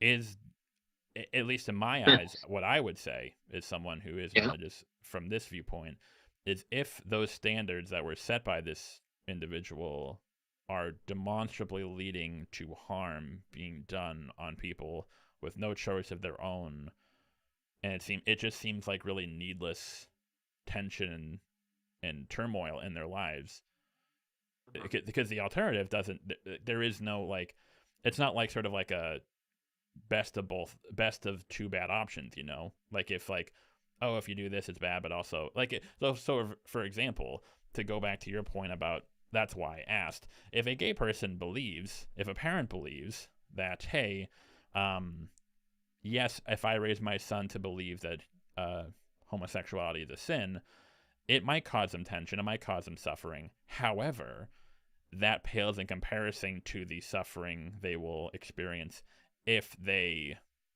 give in to those urges, if they act on those homosexual beliefs.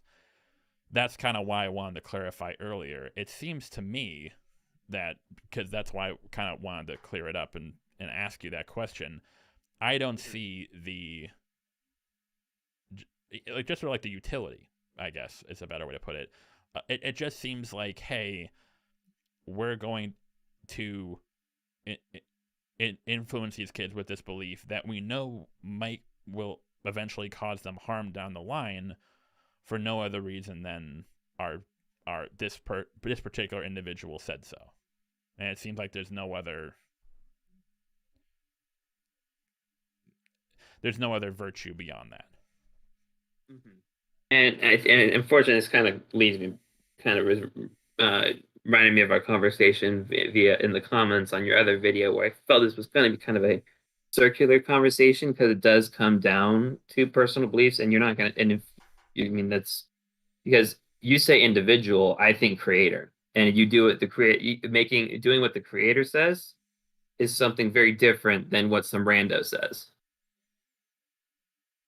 There's a Sure. lot more gravitas. But There's a I lot guess, more impact. but again, I guess I'm just saying in terms of like if we're just looking at our world from a very, what's the word I'm looking for, utilitarian. I don't know if utilitarian is the best, but a very just like utilitarian-esque view of just trying to minimize tension, suffering, people suffering, pain, etc., etc.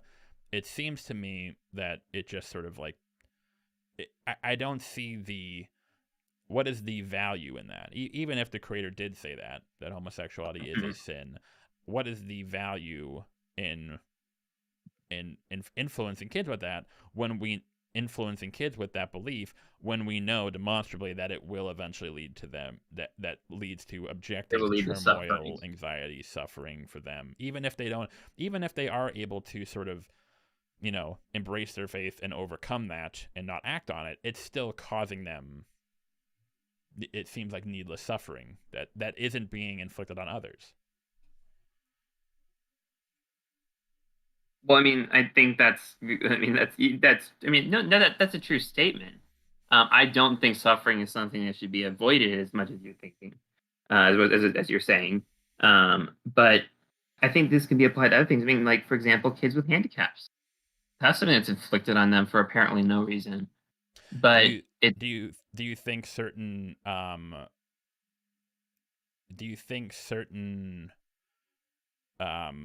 methods to try and alleviate kids of those handicaps, like, so let's say a certain surgery or certain treatment to help a kid with, or actually let's go back, what about, I didn't actually ask you this, but like, do you think like a certain disease might be seen as suffering? Do you think that people developing a vaccine and giving that to children to prevent them from getting that disease is an act of going against the creator because they're trying to prevent them from suffering that ailment? No, quite the opposite. It's if God allowed a suffering and then allowed the possibility to alleviate that suffering, yeah, go ahead, use it. And that's what my argument is when it comes to therapy for homosexuals. We have a cure here, or a way to decrease this suffering. Yeah, we should go for it, or we should be allowed to go for it, and not shamed and insulted and degraded for doing so. But again, it seems like, but to kind of go back, it's like, hey, if God offered a way for them to alleviate suffering, we should take it, right? And again, it kind of goes back to our original conversation of. I think we have different. I think we have different definitions of how to relieve the tension. You seem to be saying that it should be to allow and to be allowed to live that lifestyle, give in to what we're saying as a disorder. I mean, you're not saying, but I think that if someone grows up, like, just say, like, with, like, if a kid grows up and they decide at 18 with no influence, they're like, hey, I think I experience same-sex attraction. I believe it's a disorder. I don't want to act on those because of my faith. That's fine. The issue comes when you have communities or churches or families that sort of, again, it kind of crosses over into that parental influence argument of they are sort of inflicting this on children and instilling them with that belief without really without those kids having a choice in the matter. Again, they technically have a choice once they reach adulthood to engage in it. However, that is on top of almost 2 decades of this influence on them that they didn't consent to, I guess I should say. I mean, do any of us consent to our parental influence? But it's still not considered a bit parental influence, and it's in of itself is not a bad thing. No, but we have already established that if it does lead to a demonstrable harm to the child, So, for example, if a parent can't just if a But if a that's the thing, we parent is haven't like, demonstrated that. You've said that. We haven't demonstrated that. well, Like I said before, uh, the data you gave me, the statistics, Mhm. can be easily explained. Like I said, easily explained by outside forces, not the home.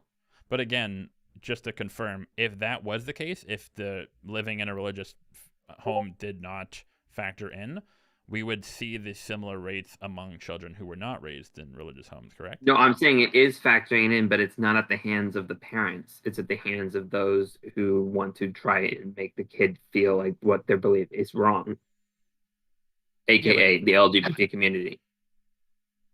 By large, I'm not going to say everyone, but wait, I'm sorry. So sorry.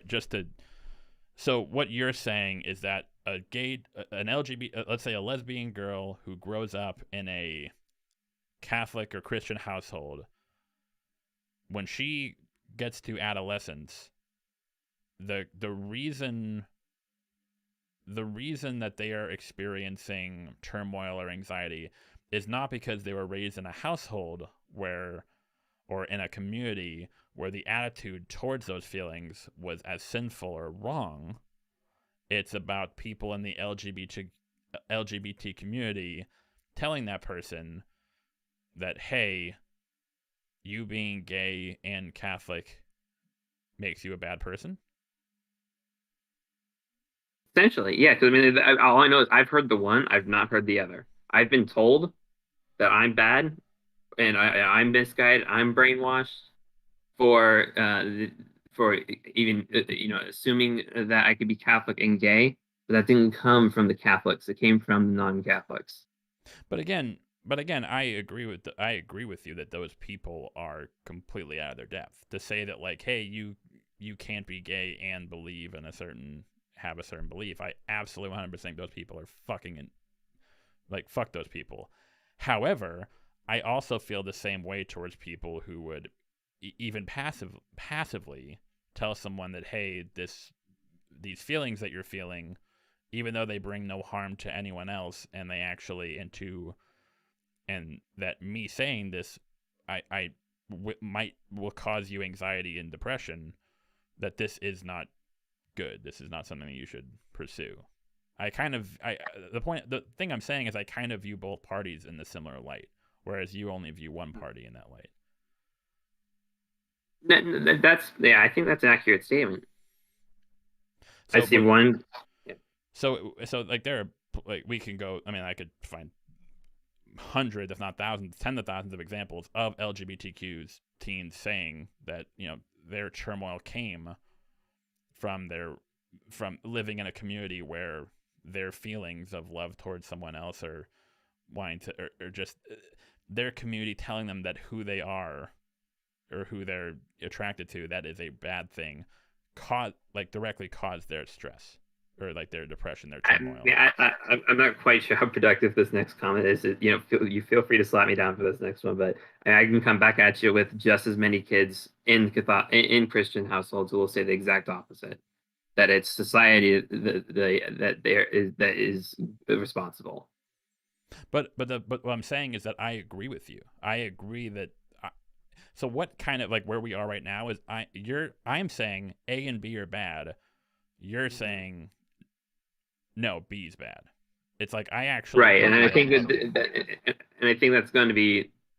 And I honestly, I'm sorry for this, but it's just like, I think that maybe we were getting to kind of a circular discussion. Is that because I'm religious and therefore believe there is oh gosh, an objective truth, an objective right, and what the rest and rest is wrong. I mean that people can call me bigoted for that, but that is that is a core tenet of any religion. Whereas what you're saying from an a religious perspective, I would most likely agree with you. Yeah, from my perspective is anything that causes bad, like especially when it comes to like if we're talking like in terms of like LGBTQ youth, anything that causes them stress or that makes them feel bad about who they are or how they feel, that is a bad, because that has even like Agreed. even putting my own like personal feelings aside, like I have gay friends, I have LGBTQ relatives, putting that aside completely, if I were to just look at that, I would say, okay, these attitudes, whether it is an LGBTQ person telling another LGBTQ person, hey, you being gay and being a Catholic makes you a bad person, or a family saying, hey, these feelings that you're having are sinful and they're not good, both of those people, in my view, are causing this person stress for or turmoil, or like is raising heightening the possibility of this person experiencing anxiety, distress, depression, suicide.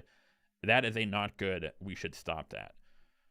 So it seems like but in your case, where I'm kind of coming from, this is kind of where I think we're stuck. And you're right, we might be stuck where it seems like you are using, hey, actually these LGBTQ people telling this to kids is causing them hurt and turmoil. And I'm saying, yes, I agree. That's not good, so we should stop it. However, also doing this, like raising kids in an environment where they're saying that like homosexuality is sin, is also causing them turmoil. And you're saying, yes, but that's okay. And what I'm saying is that there's a way of doing that without causing shame and turmoil. Again, though, but if you're literal, again, like if we're like, we've even experienced that saying something is like, haha, that's gay. Like we've like that's demonstrably like that can actually have an effect on LGBTQ youth. Yeah, and that's not something I've ever approved. I know that's something that caused me great turmoil, but that's not religion there. But again, but then religion is saying, hey, how you feel is sinful. It's a disorder. If you understand that what you're dealing with is part of humanity, this is what you have to do, and it's up to you to make the choice. You're no different than the rest of us. We all have our struggles. That's a lot kinder than say, hey, dude, you're gay. Like, I actually think I saw that in the Discord before I popped up on here, before I came on here. Just the thought that there was a gay man who didn't think that homosexuality should be acted on. Comment below is, well, that's gay. That's not religion. But you also agree that there are certain aspects of religion that do amplify, again, objectively, that amplify the tension and stress, and even if like even if you don't take the statistics, like the overwhelming statistics that show that huge disparity, even if you don't buy that as, oh, this is religion being the main factor, even if we were to take the individual accounts of LGBTQ youth who say, yes, growing up in a household where I was told that this was sinful, this was not good, and this was a disorder, caused me distress. Being told it was a disorder did not cause the distress. Like I said, it was the thought that I would have to give up one of my two values. I have to choose between two values that disparity that caused distress. Being told, hey, this is wrong. For me, it's like, okay, it's just like telling a kid stealing's wrong. I mean, it's not cause for shame. But again, if we're saying, like if we like compare that back to the old thing, it's like, hey, you shouldn't smoke. If I were to tell a kid that, I'm telling them that because, hey, I'm not saying it because like I just want to like, fuck you, or like I want to cause you pain. I'm doing it because there is objective evidence to prove that like if you did smoke, it might cause a lot of harm for you down the line. What I'm saying is that isn't equitable, because if I tell a 15-year-old kid who's gay, it's like, hey, this is a disorder, this is wrong, what you're feeling. Not telling them that increases the chance of despair and turmoil and anxiety. Not telling them that, refusing from saying that, there is no downside. Correct? So you're saying, I mean, I wouldn't say that's correct, because if that's the case, and you want religious households to kind of just back off from this one topic, but with the kids, until they're at an age, I mean, let's just say of adulthood, puberty hits before that, And so they're going to be like, what the hell's going on? And you're going to say, what you there, you have the choice to say, hey, it's nothing to be scared about. This is just what it is. And, you have your choice to live according to what live according to your values that we've taught you, or that you believe in yourself. It's nothing wrong. Minimize the importance of it. Like, I'm sorry, I kind of lost the train of thought here, but I just don't think that is an opportunity that necessarily needs to be destructive. In fact, to be a positive one. Yeah, but that's what I'm saying. I agree with that. It can be a positive one, but I would argue that if a 15-year-old kid came home and said, "Hey, mom and dad, I'm having these feelings of, same-sex attraction to a dude," I might say something that's like, "Hey, it's like, this is what's going on," and I might advise them against certain things, like, like you might want to be careful about like having sex but I would say the same thing to my son if he was attracted to a woman, because there are certain serious consequences to intercourse that, like, I mean, as would I. I mean, that's what I'm saying. I don't really quite see the difference. So where the difference is the injection of, if my 15-year-old son comes home, it's like, "Hey, I like a girl." It's like, "Oh, it's cool, man. Good for you." If my 15-year-old son comes home, "Hey, I like a boy," it's like, well, just, it's not, you're not a bad person, but it's just, this isn't good. That's bizarre. It's a bizarre conversation that I don't really think would. It certainly never happened in my situation, but you understand that the factor there is that there is that kid who comes home who has same-sex attraction will most likely feel more tension, more feeling of outcast. Right, but that's because one accident is, in this scenario, in this family, with this hypothetical family, one situation is immoral and one is not. For example, one kid comes home, "Hey, mom, I bought this toy soldier." Cool. "Hey, mom, I stole this toy soldier." Not cool. We don't hate you, but you can't do that. Yeah, but there are certain reasons why the mother would say that against stealing, correct? For the health, for the betterment of the child. Yeah, of course. But so if I were to say, so telling that child to not act on his homosexual beliefs, how is that for the betterment of him, even though it will lead to anxiety or depression or suicidal thoughts? It seems like it would actively increase the risk of causing the non-benefit of the child. If it's handled correctly, it doesn't need to lead to depression and anxiety and self-harm and all that. But especially since we're talking about this at least I am talking about this from a spiritual perspective, and that could harm them spiritually. But why even take the risk? Will it harm them? Why even broach a subject? Why even take the risk of touching that subject? Even if, because like you said, like, there are certain ways to say that without causing the depression and anxiety. Why not not even try? Like, why not just drop it? Like the same way. If you have a kid, this is essentially an at-risk kid. Then, like, his kid has displayed a propensity towards an immoral action. You're not going to let them just continue that way. But there are certain things that we would view. I wouldn't say I wouldn't say immoral, because again, that can vary from person to person to person to person. Right. When I'm looking at it from a thing of like, hey, this thing can cause you harm, I want what's best for you. It seems like because of that moral framework factoring into it, it can thus lead to a higher chance of, like, if you say nothing bad happens. It's just viewed as it might be immoral, but it doesn't lead to any like negative danger or consequences for the life of the child. If you do try to say something, it might lead to negative consequences for the child.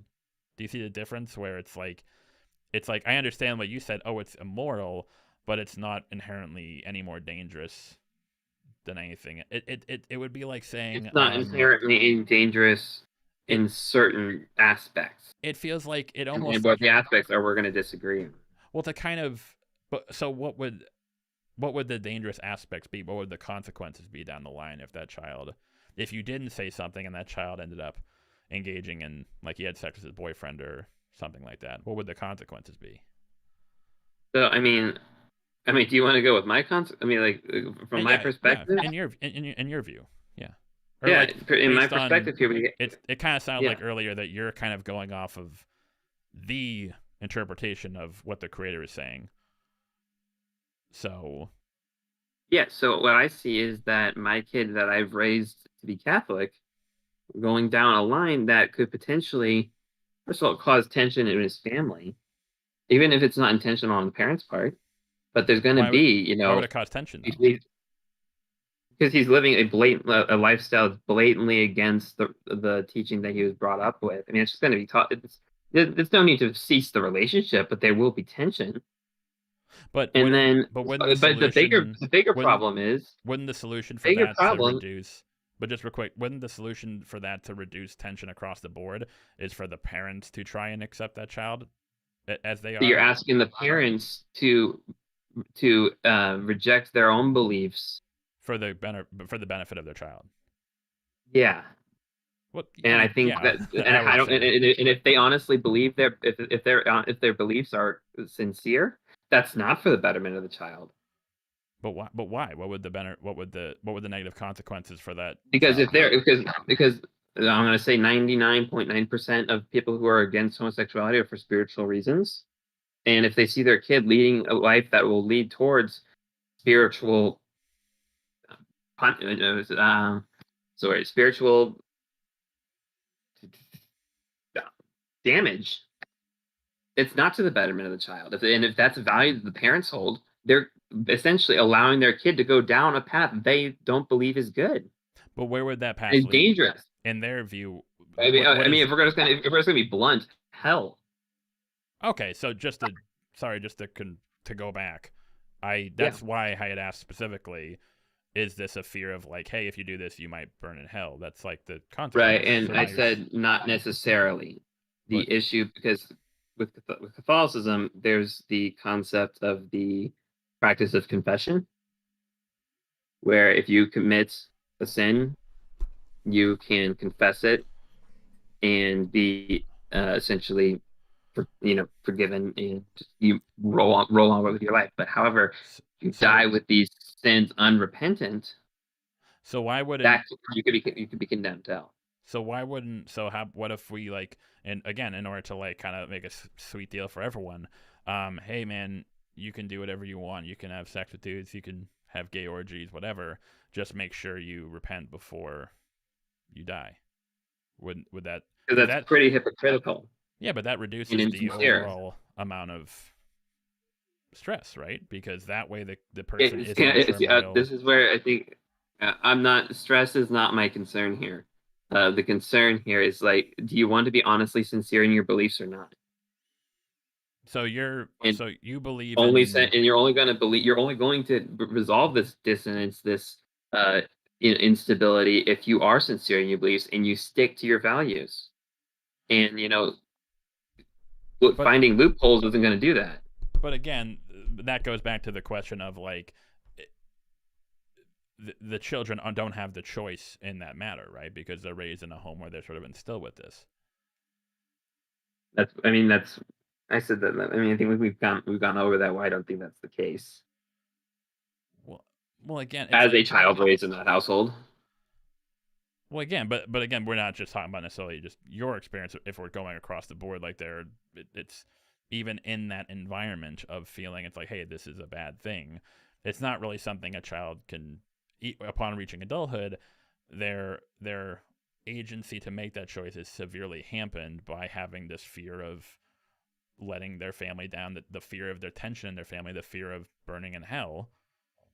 And that's kind of why I said, to kind of go back to, again, I don't know if you appreciate the term, but like it almost sort of feels like a bit of a like theological coercion in that sense.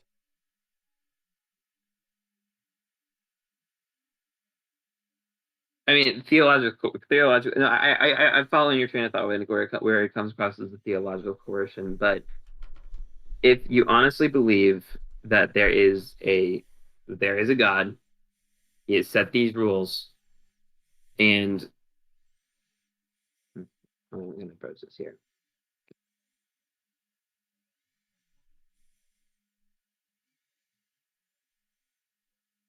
And if then there is a black and white evil and there is a good.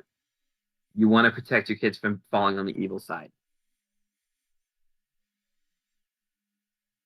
And if this God has created a church that is to present these rules, you want your kids to follow these rules for their sake. But with the consequences of possibly facing a life of shame or being seen as a pariah or burning in hell. If you decide to shame your child, yeah, that's some completely different action. But again, even aside from the shame, it's still like, even just like the aspect of like burning in hell would also be, that's still kind of hanging over their heads, right?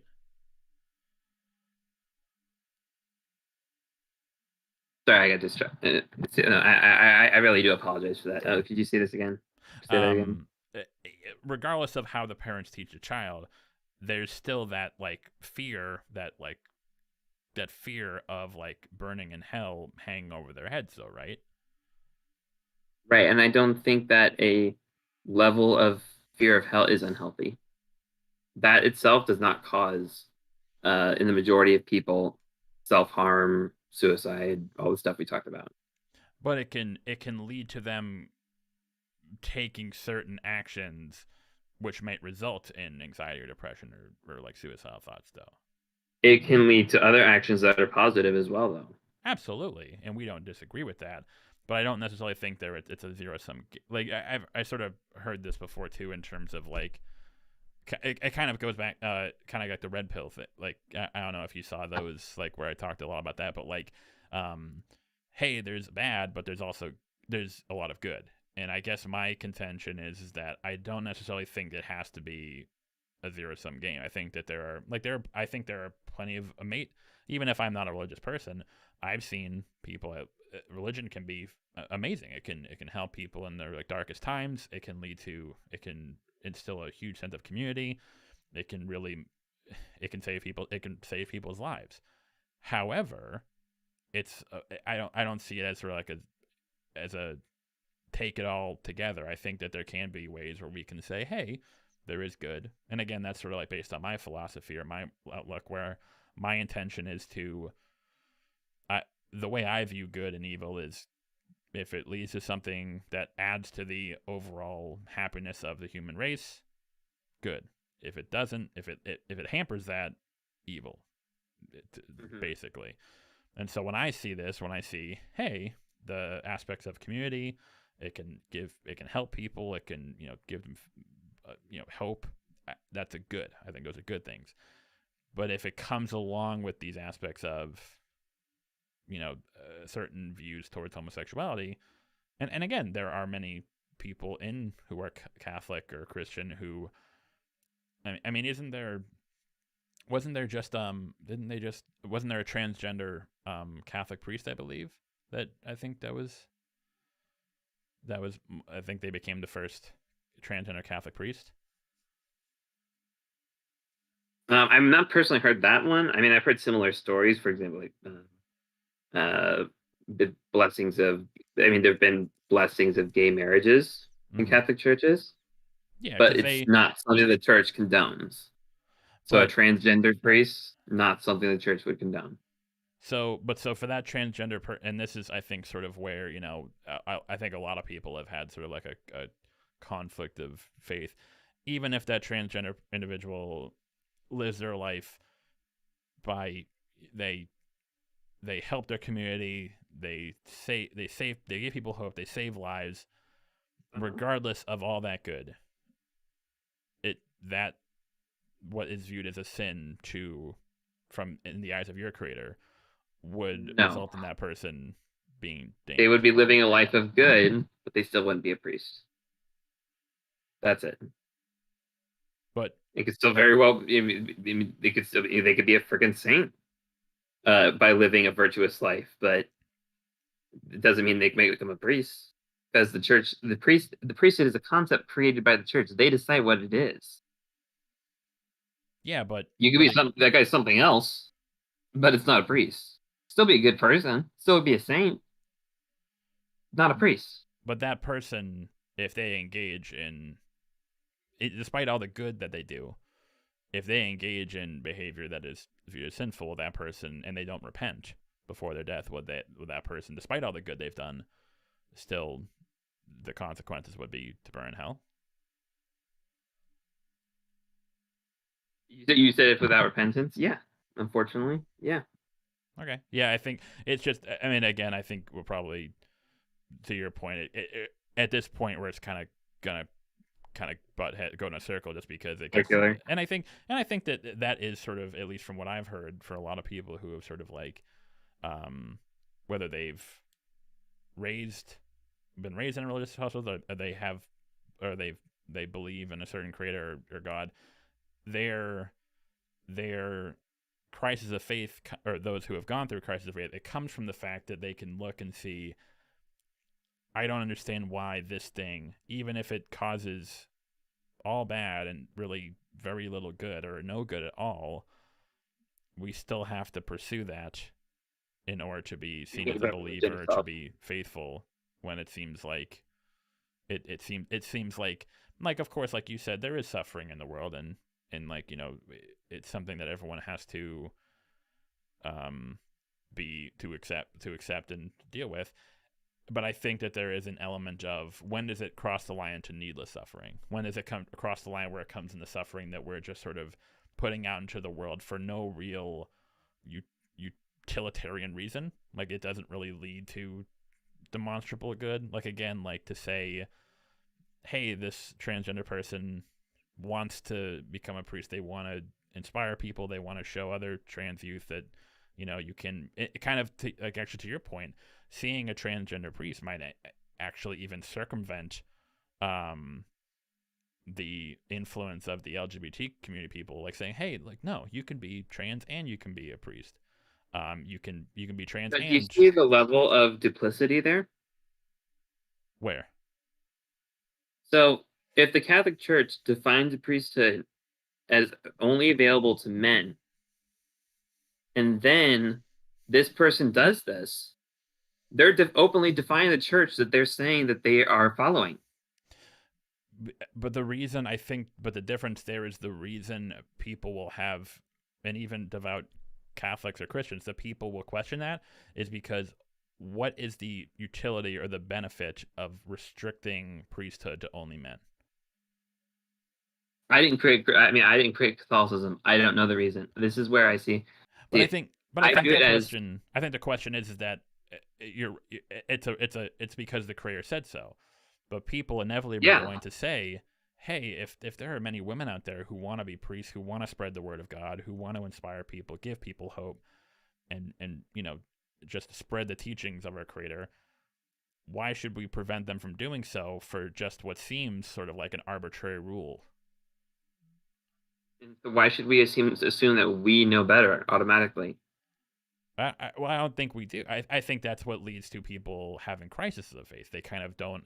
They're torn between, hey, this is something that could be, that leads to good and no bad, but my Creator says I shouldn't do that, even though I don't know why, what the bad thing would be. And to me, that's, I think that leads to a lot, because I think that there is an instinct in a lot of people that we want to be, for the most part, most people we don't like watching people suffering. We don't want to needlessly put suffering out in the world. We want people to be happy to live their lives as they wish, in their best form, with no stress, no turmoil, no depression, as little as possible. We want to minimize suffering. So if we're committing acts that increase suffering for a reason that we don't understand, but the Creator said that, I think that's what leads to a lot of people, even incredibly devout, wonderful, you know, magnanimous believers, to question, shit, what am I doing? You know.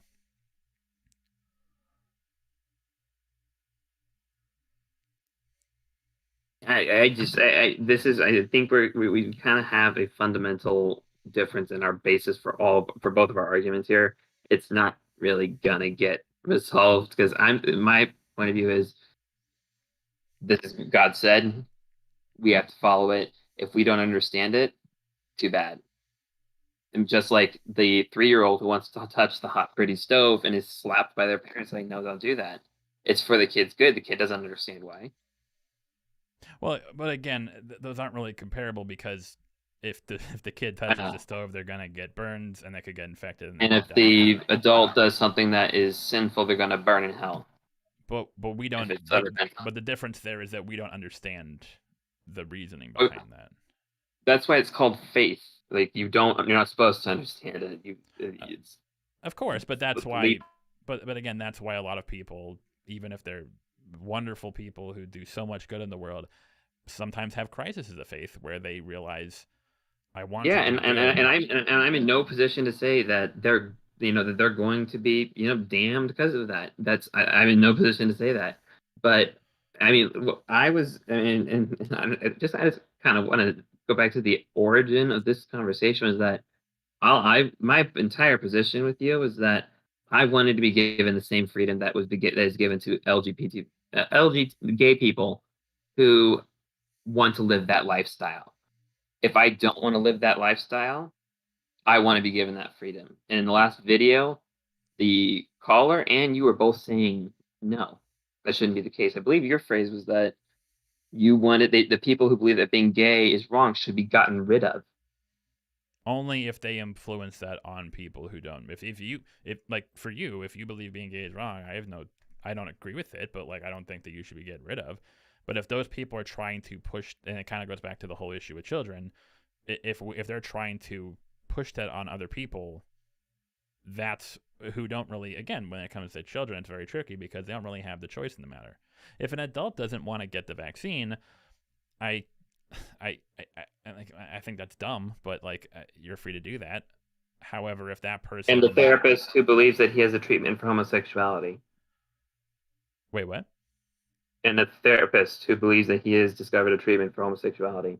Well, again, but then we would have to like look at actual objective view, and the objective evidence supporting that is that that doesn't help at all. It actually just leads to more bad. But psychology is an art more than a science. It's nothing. It's something that evolves. I mean, vaccines themselves. I mean, they were frowned upon when they first started. I mean, they were sticking smallpox-filled pus in their arms, and but that got us vaccines. It's a work in progress. Here's the kicker though. If there were evidence that came out tomorrow that said, hey, actually, there is a certain treatment that can cure people of being gay, that will lead to lower turmoil for them, they can live their life without turmoil and anxiety, I'd be for it. I know it sounds like some people are like, what? I would be for it because that's all about just causing the most benefit to people. The difference is that there is no such thing as that. There is no demonstrable proof that that we can cure gay, because there's nothing to cure, because it's just it's a part of people are, and there's nothing. I view there's nothing wrong with it. It's beautiful if they want to love someone just as I want to love someone. The difference there being when it comes to vaccines, the difference is the reason they weren't frowned upon is because of demonstrable evidence. The difference is it's very similar to when people say who were against HRT for trans kids or for trans people. They're like, well, but what if there was a way to to not do that, and we could actually like help them not be trans. And it's like, well, that's if that was the case and it led to a greater good for everyone, I would consider it. But the fact is that there isn't. It's my entire goal here is to cause the best possible good for everyone. But in this case, it seems like there's another factor, and like in your case, like, there's a faith there that is just sort of kind of getting in many ways kind of gets in the way of that. It results in sort of people doing things that in your case there's a lack of faith that is opening people up to other equally worse faiths. But if people don't, but that's based on your beliefs. If someone is secular and they don't believe in hell and they act a certain way, why should your belief that there is a hell and there is a creator be imposed on them and affect the way that they live? No one said anything about imposing. Well, yeah, but it, again, if Doesn't you change the reality. again, we're talking about children. If we're so here's an example. If a child or if a person is secular, they were not raised in a religious household, and they're homosexual and they're having sex with, they're in love with their boyfriend or girlfriend, they're having sex. In your mind, should that person? Well, you should. I mean, that person should stop, right? Because that will lead to them being damned, right? That would lead to damnation.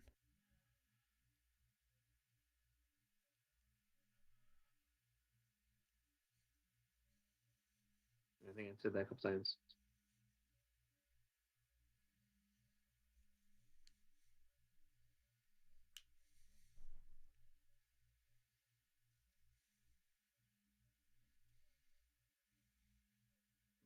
Sorry, are you there? Did I lose you?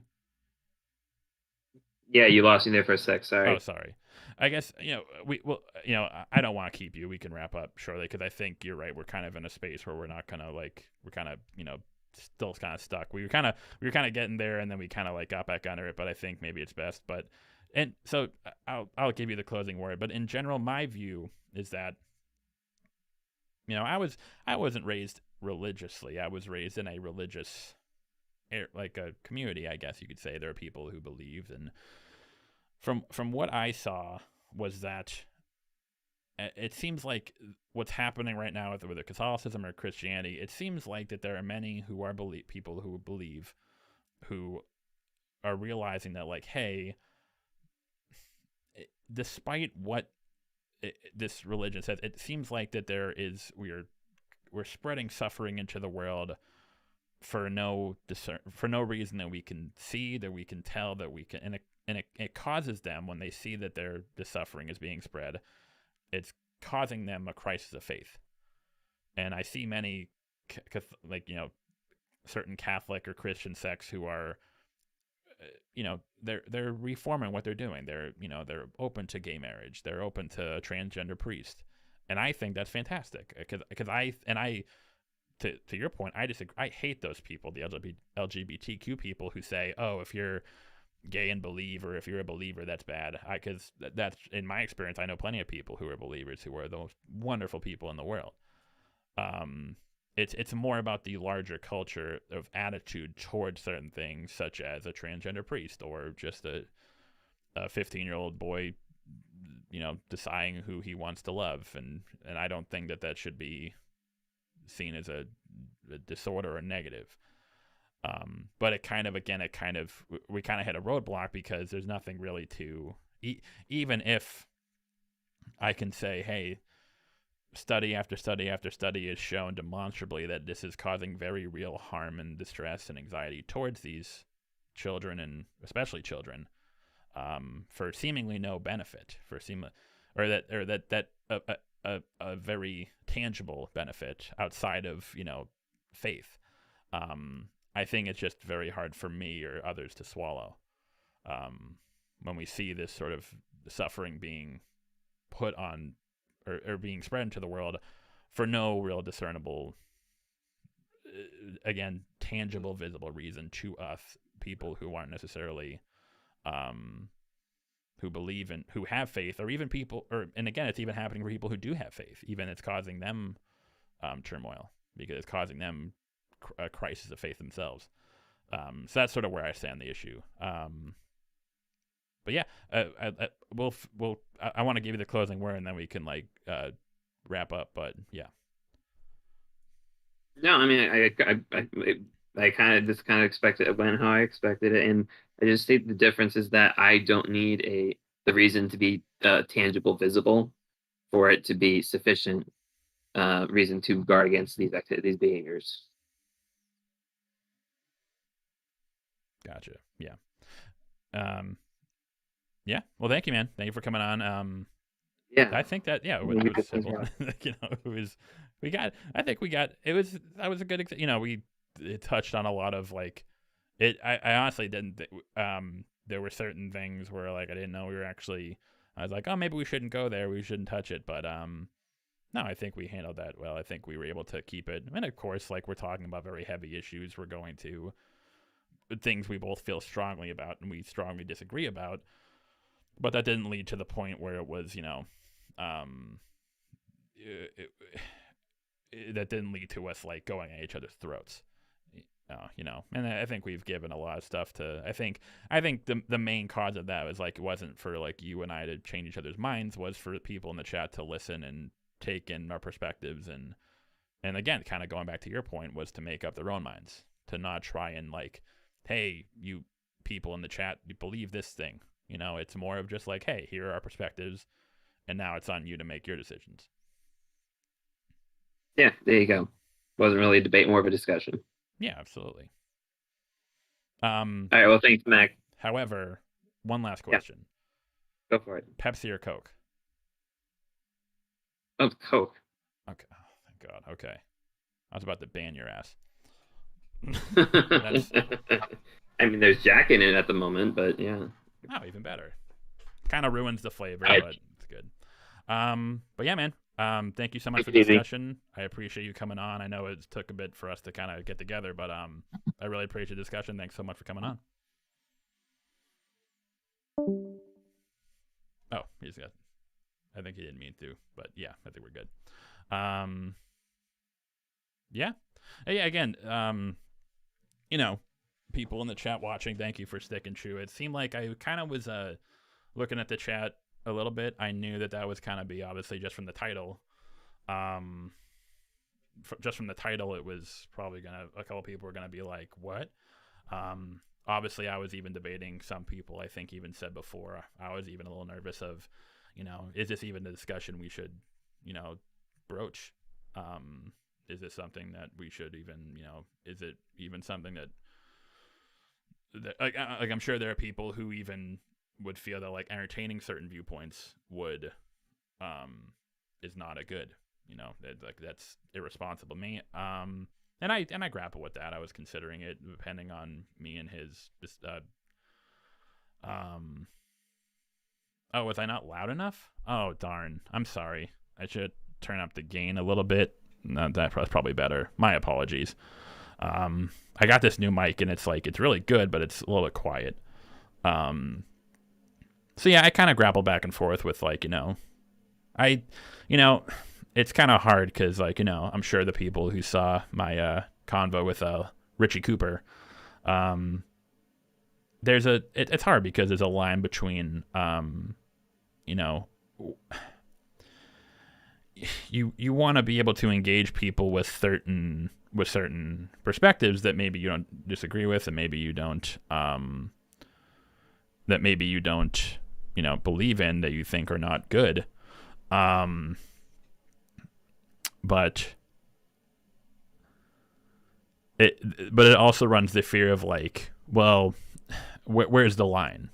So for example, if there was someone out there who believes in straight up I don't know, white supremacy, who that black people were demons or something, I kind of feel I don't know if I'd want to have that person on. I don't really see where the value in there was. And with this, we had talked on YouTube and we had talked, and I kind of felt there was a value in the sense of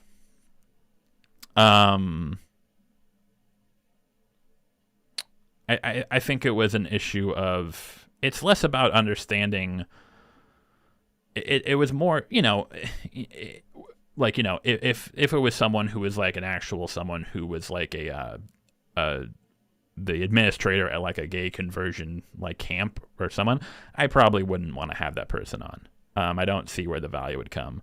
I think the guest, I think the value I saw in that was just trying to, it's I really want to understand you. I don't want to just be that person who he was talking about, because I think that actually is a problem in a lot of, sometimes lefty circles, where they sort of, whether there's someone who does believe in certain, views that I don't agree with or we don't agree with, they tend to demonize them straight up. They say, oh, they're just a bad person. They oh, you're gay and Catholic, what's wrong with you? You're brainwashed.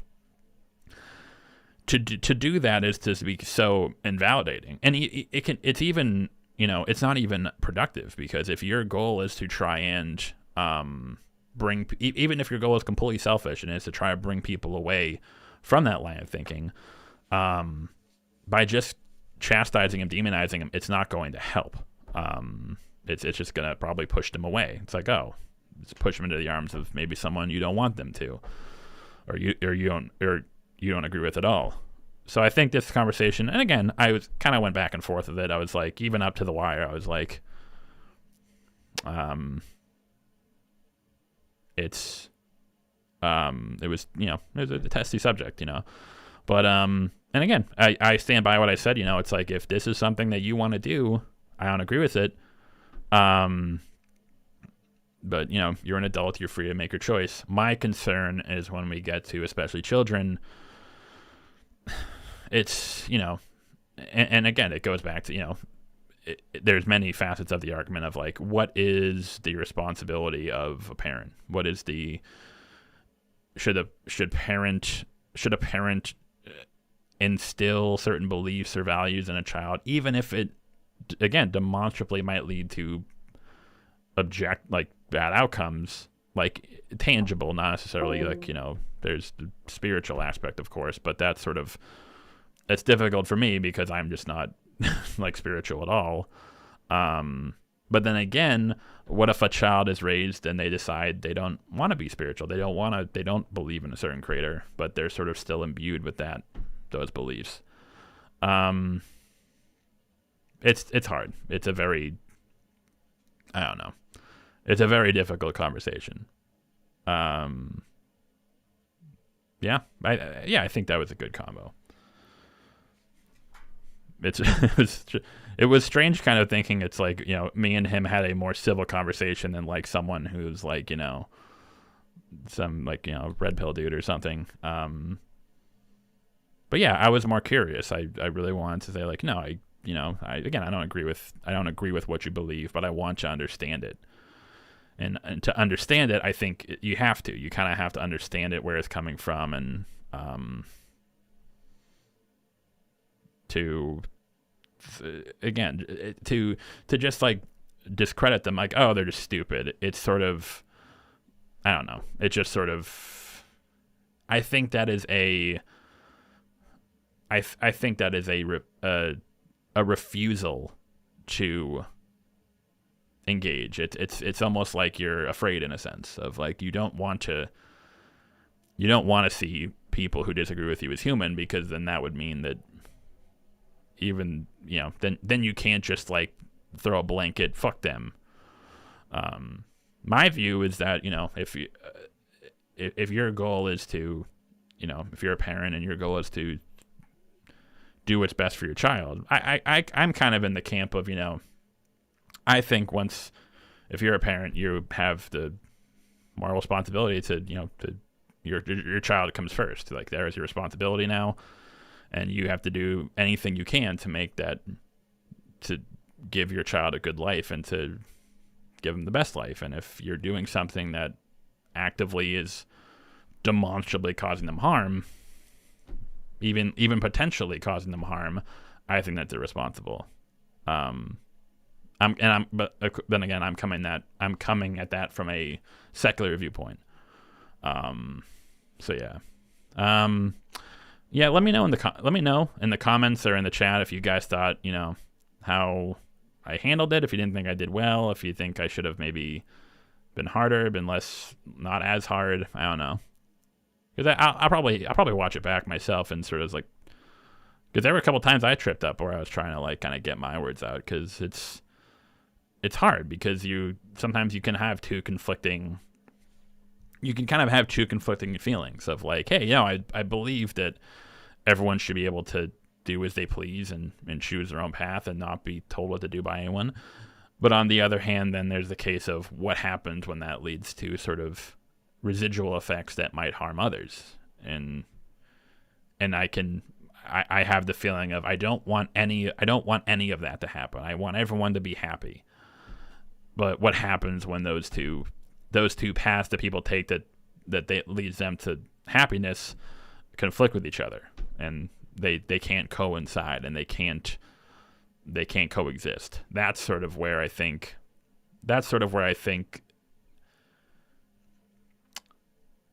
you know, we had a discussion in Discord a while back where we were talking about fence sitter. We were talking about fence sitting. What is fence sitting? And fence sitting to me is when it's not the same thing as people who are like, I don't want to say centrist. Centrist is something different. There's a difference between being a fence sitter and someone who just wants to understand with both sides. Someone who wants to understand with both sides, what they're trying to do is, I'm trying to see an equation. I'm trying to see a situation or an equation from all sides. I want to understand you. I want to understand you. I want to understand why you do what you do. I want to understand what drives you and why you're doing what you're doing. I want to get the full picture and get a full understanding. I don't want to just demonize someone. And like those who have been on this channel, I am not innocent. I have been guilty of doing this, of like making very large, generalizing statements. I'm guilty of that, as we all are.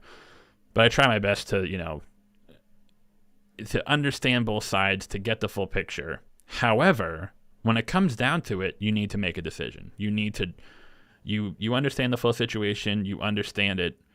You see both sides, but at some point you have to put a stake in the ground. You have to make a stand somewhere. You have to draw a line.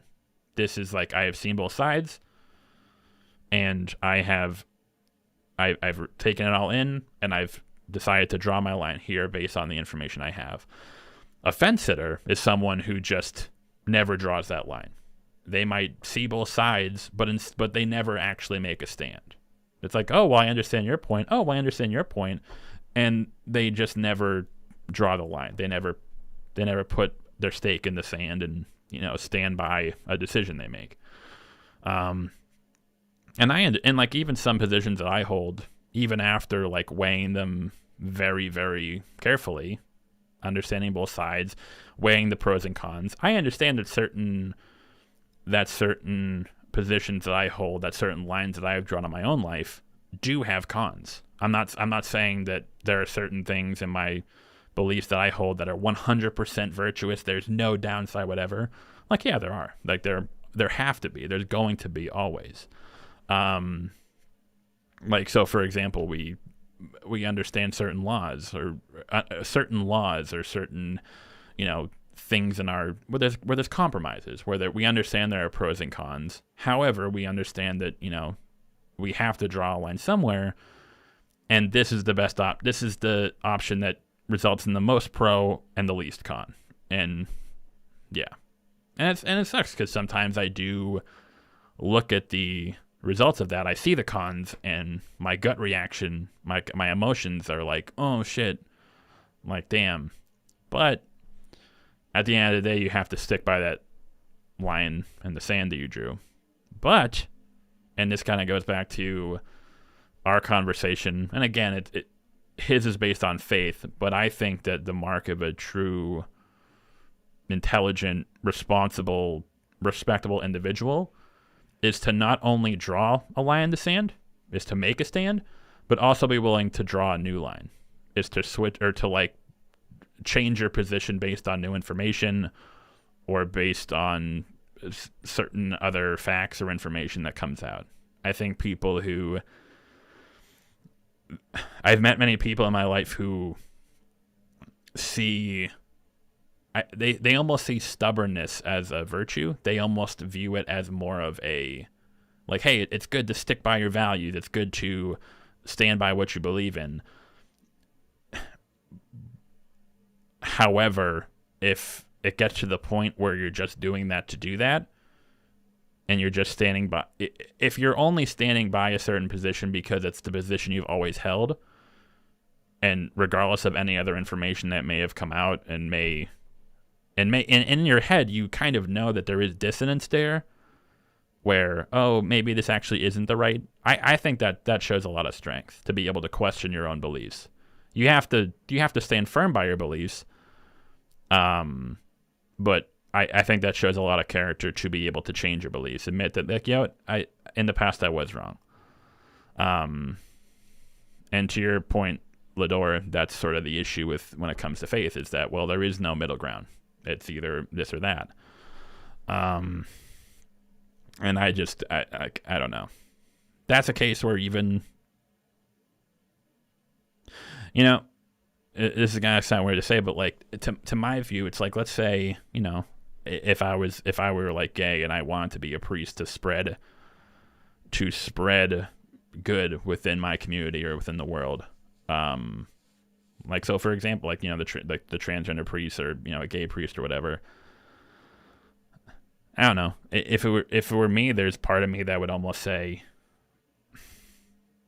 well, you know, if even if it means damnation for me, even if it means that I am sinful in the eyes of the Creator, if I'm doing so much good, is it worth it? Is it worth it for me to be seen as a sinner in the eyes of my Creator if it causes good for so many others? I don't know. I think that's sort of why, you know, because and again, it's hard for me to understand. I've never really grappled with, you know, theology. Again, we went to church, but like, you know, I never really believed in anything or really even had a crisis of faith. I was always just sort of like, I don't know. But sorry, that was a long rant. Anyways, so yeah, for those tuning in, this is the channel where I make shitpost Game of Thrones videos and and do like mediocre media analysis. This is the same channel. This is not a different channel. This is the same channel. We've gone, for those who have been here since like the beginning of the channel, it's been we've gone through quite the identity crisis, if you couldn't tell. Or even some of you newbies who came in around the beginning of this year. We're coming up on like almost like what, 75,000 subs now? Like, holy shit. I'm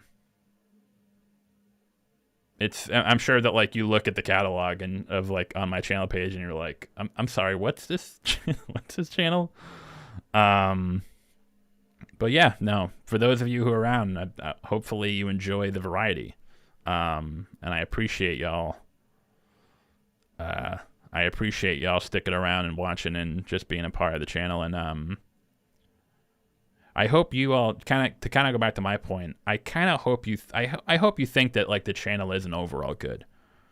Does it lead to, you know, sometimes I think that's sort of, you know, there's a couple of YouTube channels that I frequented when I was younger, and that I was like, you know, SJW cringe and all that shit, and like I went through that phase. And I think part of the reason that kind of got me away from those channels was I kind of looked at them and I was kind of like, is this doing is this channel giving an overall good to the world, or is it giving an overall, is it causing more bitterness and resentment than it is, you know, joy and positivity? I don't know. And I think that if I felt the former, if it's causing more bitterness, resentment, et cetera, a more negative view of the world, I think to me, that's just sort of turned me off by it, you know? Like even with this channel, I kind of even had some videos where I was just like, yeah, this thing sucks. But eventually, again, I got to the point where I was like, I don't know, man, if it's, I don't want to, we don't want to just have a channel where it's just like, fuck this thing. Like we do that a lot. It's fun. But also, you know, fuck this thing, here's how it could be better, here's how we can get some value out of it, you know. We can have fun with it, but we want to have a positive spin on that. And I hope that, you know, at least with the channel, I hope you guys all see it as sort of like a net positive in terms of like, you know, spreading good in the world. I think even, you know, regardless of anything else, I think that's sort of like I think like when I first started a channel, that's what I was most self-conscious about. And that's really what I want. That's kind of like my goal with the channel. No matter what topic we do, whether it's conspiracy theories or media analysis or red pill debates or shit. And I appreciate you guys calling me out in my shit when I need to too. there's plenty of you guys who like, especially like you, a couple of you mods of from my Discord who have called me out of my shit, and I appreciate that. I don't want just a bunch of yes men. If I'm like if I'm getting too far up my own ass, or I'm like just being a in general asshole for whatever reason, I'm glad you guys like call me out on it. I appreciate that. You're wrong. You're wrong, but I appreciate that you feel comfortable enough doing that, even if you are mistaken, and even if you just aren't on my level. So now go on Timcast. Dude, the the whole Vosh, Tim Pool, Charlie Kirk thing, that got a I used to watch a lot of Tim Pool, unfortunately. That was another channel that like I rewatch it. Did y'all see that video of him like I think there was like an old video of him like Tim made a video complaining like I can't get a girlfriend on OkCupid because of feminism or something, and I was just like, it's like, even if that was true, why would you make this video? Why would you dunk on yourself this hard? I don't know. I just couldn't understand the reasoning. Oh shit, it got late. Guys, I gotta go. Thank you so much for coming. We'll do the next Q&A soon in the next coming weeks. We'll do the next Q&A. I have a couple. I just released my Green Knight video. I'm finally gonna I'm gonna hit him out. I'm finally probably gonna release that convo I had with Obese to Beast. It was a great conversation. I just never got around to uploading it separately. I'm gonna be doing that. I'm gonna reach out to him just to get his okay, and then I'll upload that. And then I got some more videos in the pipeline. They'll be coming. I really want to get back on that forced diversity thing. I'm probably gonna. I know that I kind of, aborted it. Like abort mission a while back, but I'm gonna get back on that. I need to. And I got some other stuff in there. Just kind of some fun stuff. Some hard-hitting media analysis, and then others just like some random shit posting and some fun. So hopefully you guys enjoy that. Thank you very much for coming and for listening and being a part of the channel. And I will see you guys next time. Thank you.